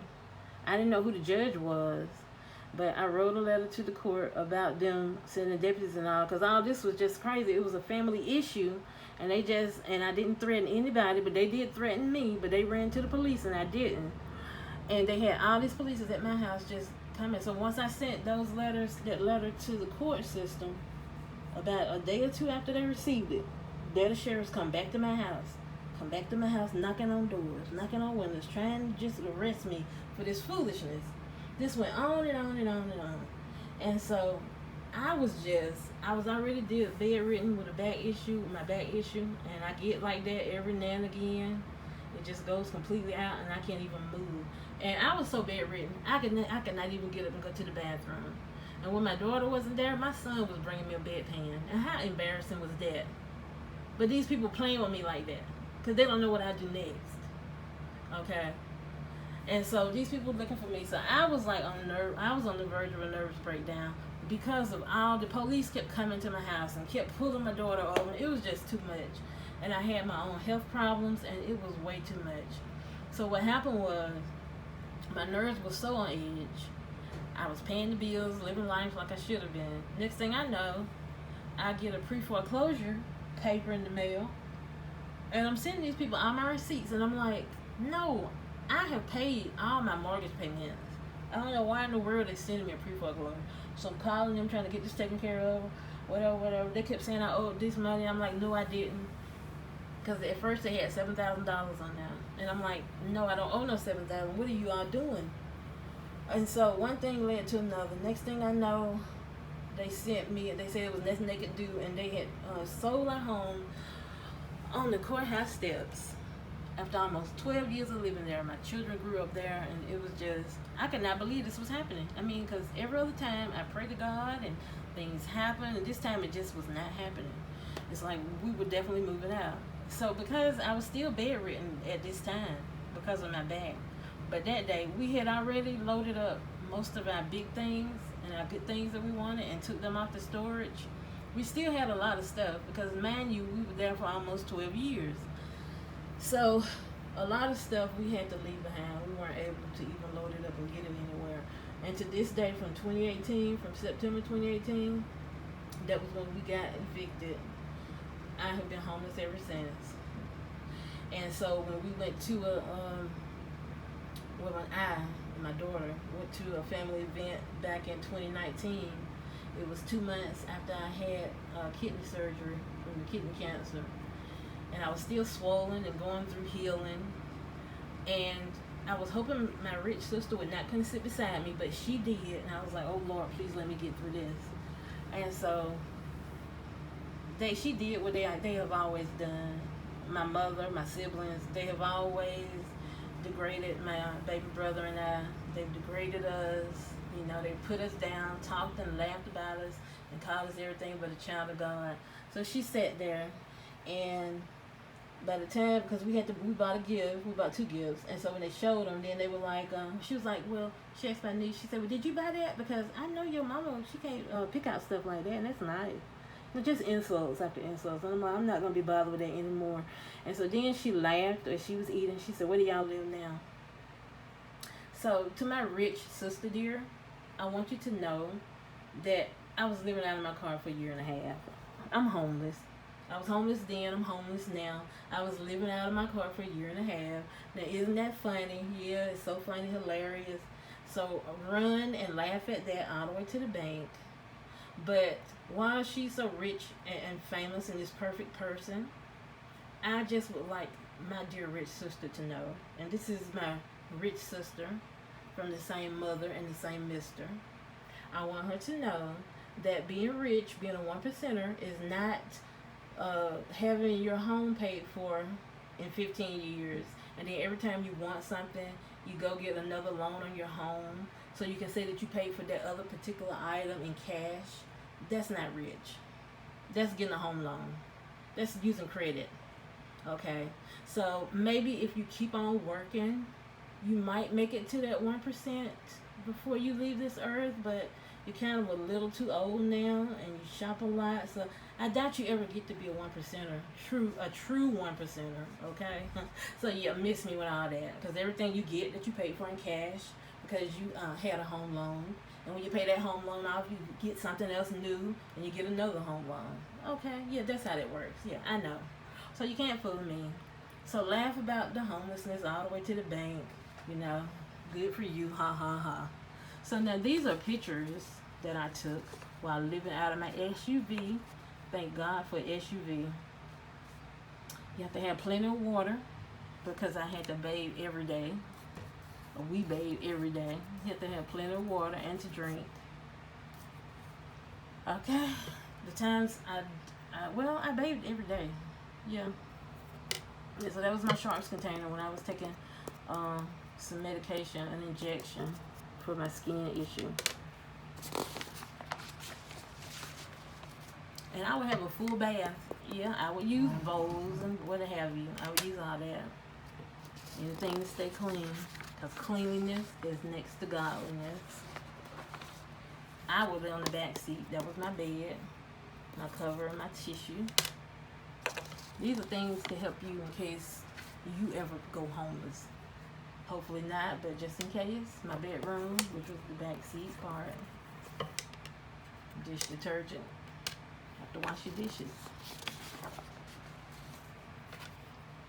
My sink, my tub, my TV. You have to improvise when you're homeless. Then sometimes in case the public bathrooms were closed or what have you, this was my bathroom. Giant cups that I get rid of the following as soon as I use them. You have to do what you have to do. And I have a bladder issue, so I was always using the bathroom. The little kitchen area. My plates. Dish detergent. Liquid soap. I don't know what that is. I even wash my hair in my vehicle. But you have to have lots of water. And the kitchen area. Water was my thing. Plenty of water to live on, especially in the summer heat. So that's been my life, yeah. So yeah. Oh, and also my brother, David Bernard Greer. Yeah, you know the one. This one here.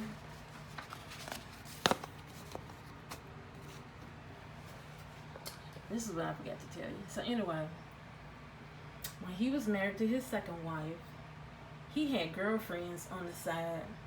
He had lots of girlfriends. Like every other weekend, he'd bring different women to our mother's home. Mother's home. Mind you, I was living there. Me, our mother, and sometimes my little brother. Sometimes he was there. Sometimes he lived other places. But yeah. So this brother right here, David Bernard Greer, was married to his second wife, and he was bringing his girlfriends to our mother's home on Saturdays and Sundays every weekend. Why was he so cheap that he was coming to her house and he wouldn't go get him a motel room? He was coming to our house, introducing us. Oh, hi, this is Michelle. And I'm like, I was just flabbergasted. And I told mother one day, Mommy dearest, I told her one day, I'm like, I'm going to tell Brenda, I'm going to tell such and such. She said, you will tell no such a thing and keep your mouth shut. Like, why are you letting this man bring his mistresses to your home and he has a wife and kids at home? She said nothing. She never confronted him about that. She never told him, stop bringing your women to my house. He kept doing it and kept doing it. What kind of a house was she running? He brought those women constantly, different women, every weekend. A married man. This is who we're dealing with. He had no repercussions then. He's never been held accountable for what he did then. And he's not being held accountable for what he's done now and ruined my life. Thanks to him, Linda Faye Murray, non-detecting Detective Kathleen Turner, the Henry County Police Department, the Henry County Sheriff's Department, and the Henry County Court System, when Judge Wesley Shannon signed that bogus warrant for my arrest. And I found out who it was, and I was like, yeah, because he has a black hole, just like these two. Judge Shannon has a black hole where his heart is supposed to be, but it's just an empty black shell. That's what it is. So yeah, that's what he did. And then, when I was 19 years old, my niece, who's 30, now she and her siblings were my kids before I even had kids. Okay? I was 19. This man was married to his second wife, which is their mother. Their mother, at the time, my niece was 1. She was 1 year old, and she was pregnant with the twins. She was between 8 and 9 months pregnant. They lived in Ellenwood, up in Clayton County. And this brother of mine, David Bernard, Pastor Elder David Bernard Greer, he said he was leaving Brenda. He grabbed a baby bag, I guess a few bottles or whatever. He grabbed a small baby bag. He took the baby. He had the car seat in the car, and he took her baby from her. She wanted her own baby. Like I said, she was 8 or 9 months pregnant at the time. She wanted her own baby. He took the baby, put her in the car, and she was trying to get the baby out of the car because she was in the back. And she opened the door to get the baby out of the car. He was trying to get away from her so she wouldn't get her own child.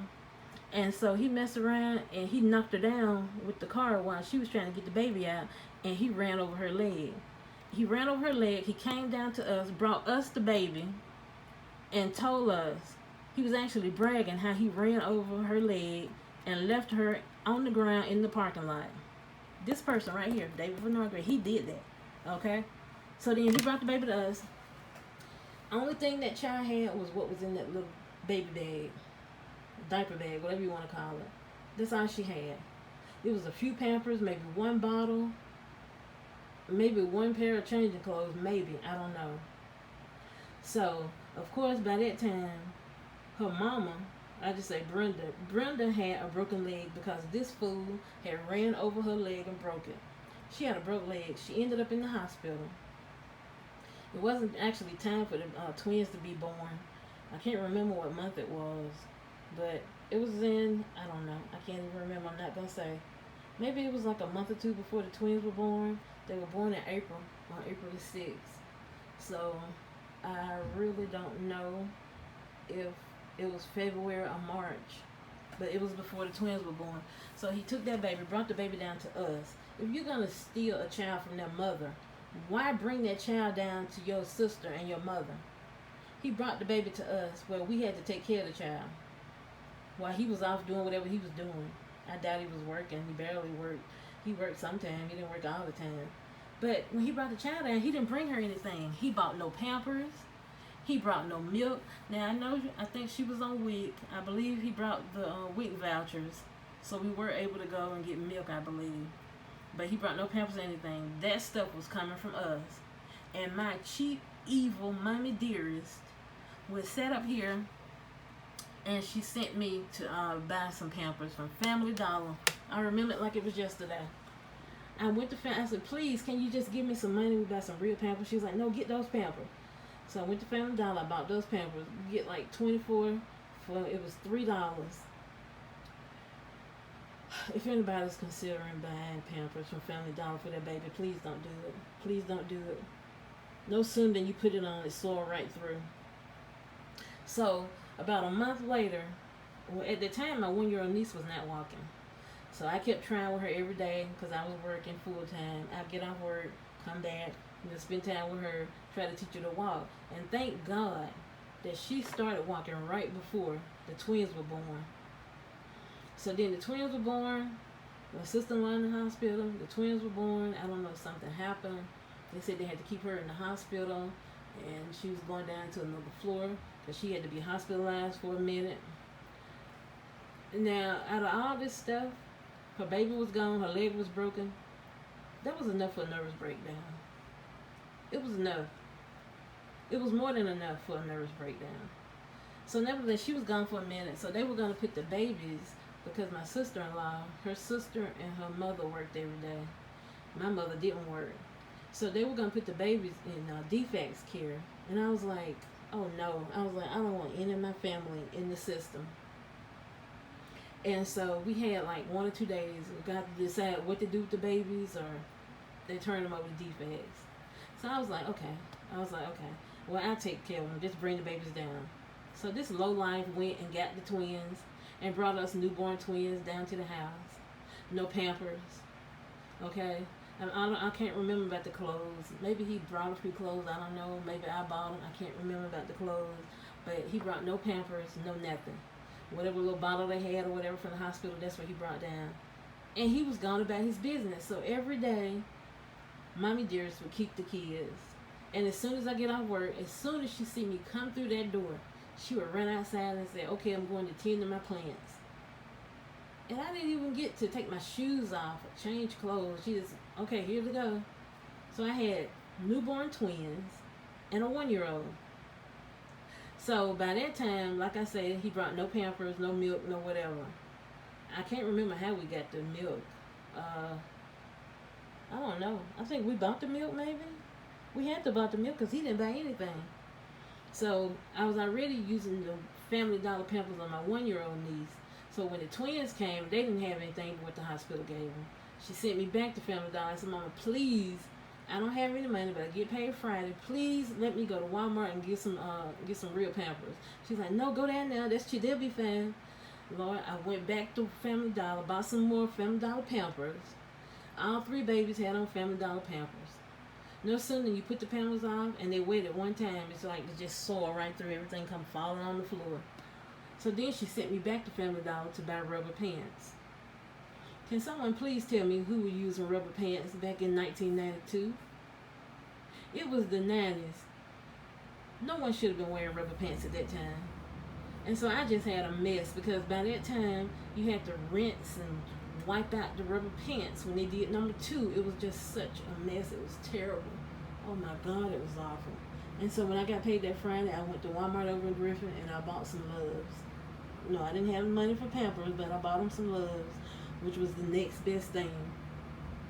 So that goes to tell you how low life this man was, is, and still is to this day. He has done everything under the sun. As Solomon would say, there's nothing new under the sun, which is true, because these people have done it. They've done it all. And of course, my niece said other things have happened to her at the hands of this woman and her son. I'm not going to speak on it because I was not there and I don't know. Now, as far as the times we would go to these people's house for Thanksgiving dinner or 4th of July, whatever, we get there and why do I see her brother and her, as soon as you come through the door, they all hugged up. They're hugged up on a chair. Like their boyfriend, girlfriend, like they're dating. Arm around her, her head is on his shoulder. Like, are you serious? I'm thinking to myself. I didn't say anything. Mommy Dearest didn't say nothing. Even my rich sister would say everything about everything. She didn't have nothing to say. But then I would get home and she would call me and she'd be like, did you see that boy and that girl hugged up in that room? I was like, yeah, I saw it. I just can't believe that. Such and such and such and such. That's what she would say. But yet and still, I didn't say, I would agree, it was wrong. And then when this woman right here, this Linda Faye Murray, when she goes sit on this man's lap, and she just sit there in his lap, as soon as she get up, that daughter come in and sit on his lap. What is really going on at these people's house? What kind of things are they really into? Because why is your 20-plus-year-old daughter sitting in your lap? Come on. Miss me with it all. I wish my daughter would sit in her dad's lap at that age. Well, why is sister and brother all hugged up every time we go to your house? What's going on with that? And it's okay with these people? It's okay? That's how demented they are. And I do not believe in incest, not one bit. And see, that's why as he told that lie that we've never had a problem, we always had a good relationship until the text messages. That's a lie.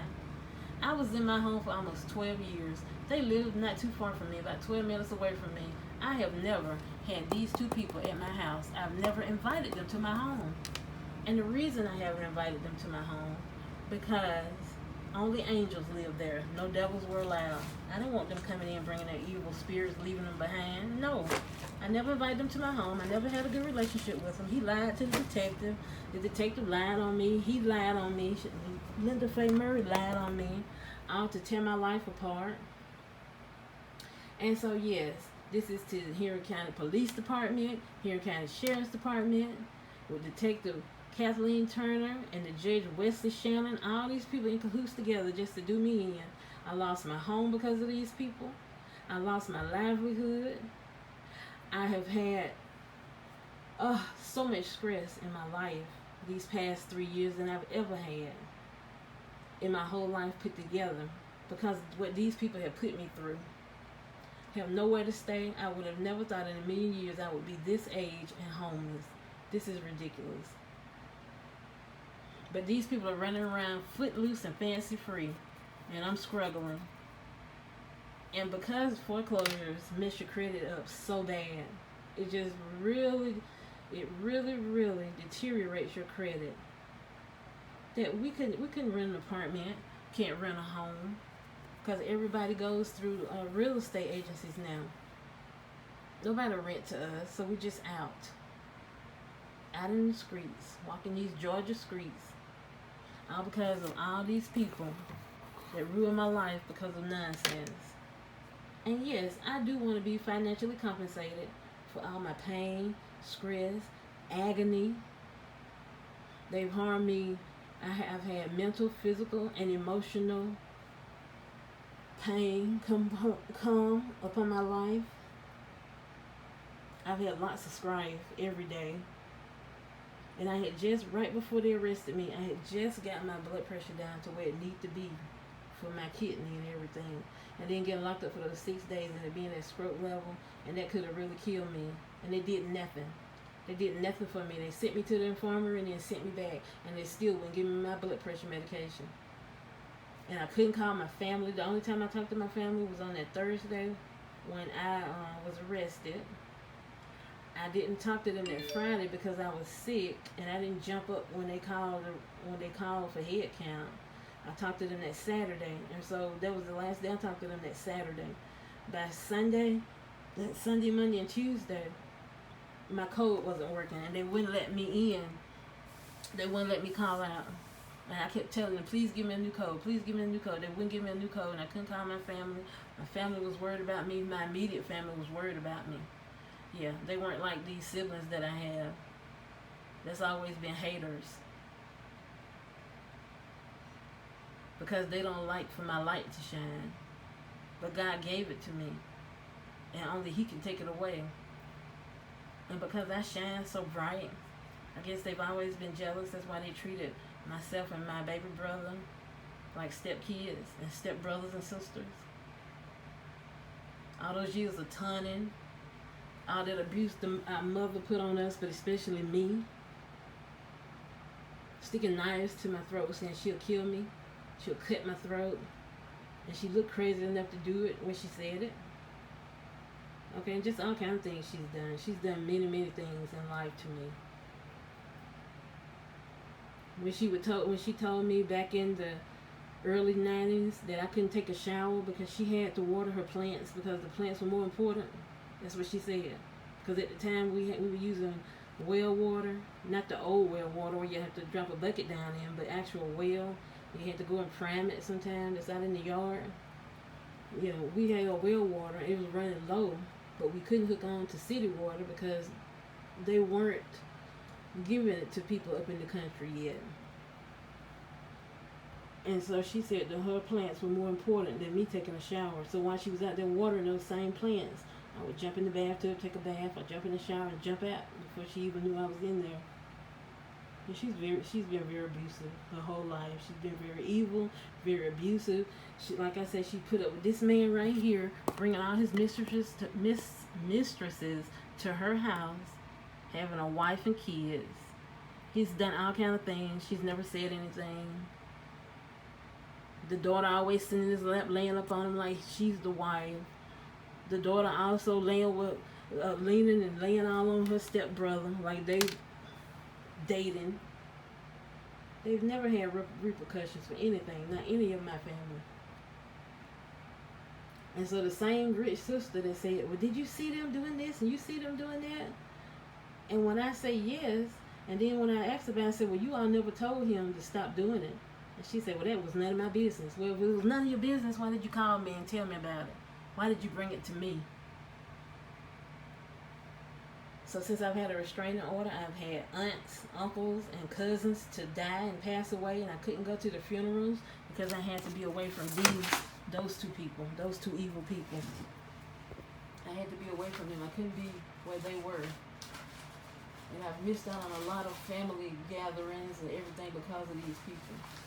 But I want Henry County Police Department, Henry County Sheriff's Department, the court, and all that to know that I will no longer miss out because of these people, because of what they did to me and what's still going on.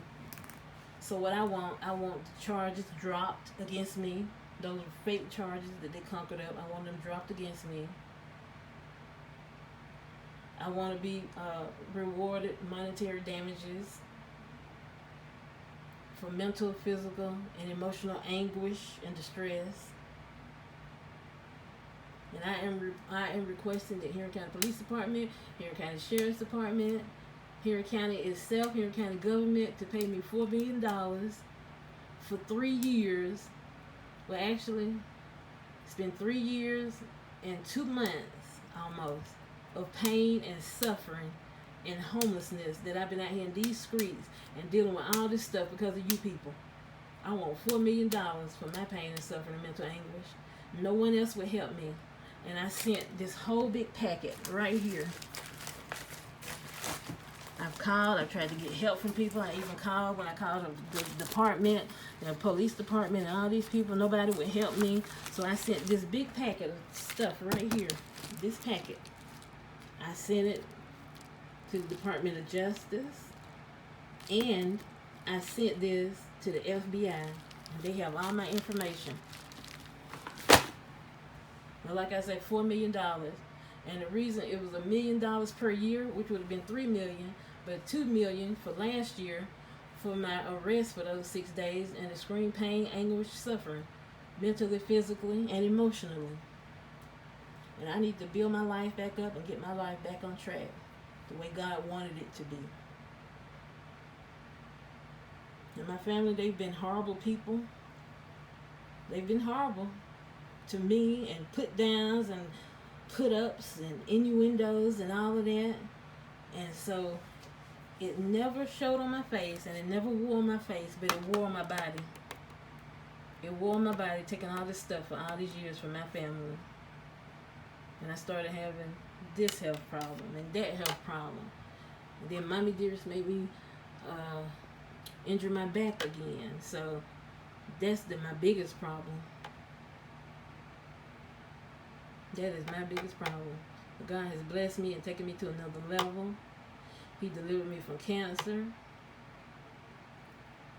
And even though I'm still homeless, I'm still being delivered even to this day. And I will rise again. I will rise from the ashes of all of this because I am resilient. I am definitely resilient. And good shall always win over evil. And that's what these two people are. They're evil. Linda Faye Murray Greer, David Bernard Greer.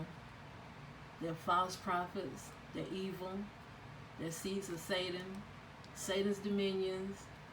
Just devils. Just devils. And so if you're a devil, and you come knocking on my door, be it a car door, house door, you're not coming in because only angels live here. You're not invited. So after all these years of dealing with my family and taking its toll on my health, I decided that I love me more than them. I love them. I can love them from afar, but I choose me over them. And so now I'm taking care of me, keeping my distance from them, and life has been so much happier. I have so much peace, grace, and mercy from God above. He delivered me from cancer. He delivered me from so many things that could have killed me. But they were only there to make me stronger. And when you deal with people like the people I've dealt with in my family, when you deal with them for so many years, it'll either have you go insane or it will have you start losing your health little by little. And after my daddy died, these people, my siblings would come up to the house every weekend just to taunt us. My little brother and I, just to taunt us. And it's like every day they took a little piece of me, and a little piece of me, and a little piece of me. Until years later, I'm in the predicament that I'm in. So I choose myself over family. My immediate family, we're good. But I choose myself. I just have to take care of myself. I distance myself from these people. I only talk to my one brother. The rest of them can go kick rocks barefooted on a dirt road in the hot sun with 10 broken toes each, and I still would not be moved. I would not be moved. Because enough is enough. I've had it. And like I said, I want the charges dropped. I want them dropped today because they're bogus. All the agony that I've been through. Yeah. I want my pain and suffering. I want it, and I want it now. $4 million. And what I also want is my bail money. I don't care who took the bail money up to you people. That was my money, and I need it. That $1,000, yeah, that really set me back. And I need my $1,000 you all been holding for over a year now. Well, no, it's going close to a year. It was in August. So you all been holding my $1,000 for 8 months. I need it. I need it to live on. Times are hard out here in these streets. And I need my $1,000 back. I need it, and I want it, and I want it now. So in regards to everything that I've said, I want to leave you people with this poem. I asked God for strength that I might achieve. I was made weak that I might learn humbly to obey. I asked for health that I might do greater things. I was given infirmity that I might do better things. I asked for riches that I might be happy. I was given poverty that I might be wise. I asked for power that I might have the praise of men. I was given weakness that I might feel the need of God. I asked for all things that I might enjoy life. I was given life that I might enjoy all things. I got nothing that I asked for, but everything I had hoped for. Almost despite myself, my unspoken prayers were answered. I am among all people most richly and truly blessed. So let that carry you throughout your life. Always stay humble. I have plenty of humble pie. So some of my siblings can come see, they can come get some from me. You can't have the whole pie, but I give you a piece of it. I've always shared, I don't mind sharing. Thanks for listening to my video. I appreciate it. Stay out of trouble. Stay out of other people's lives. And be blessed, y'all. Thanks for watching my video.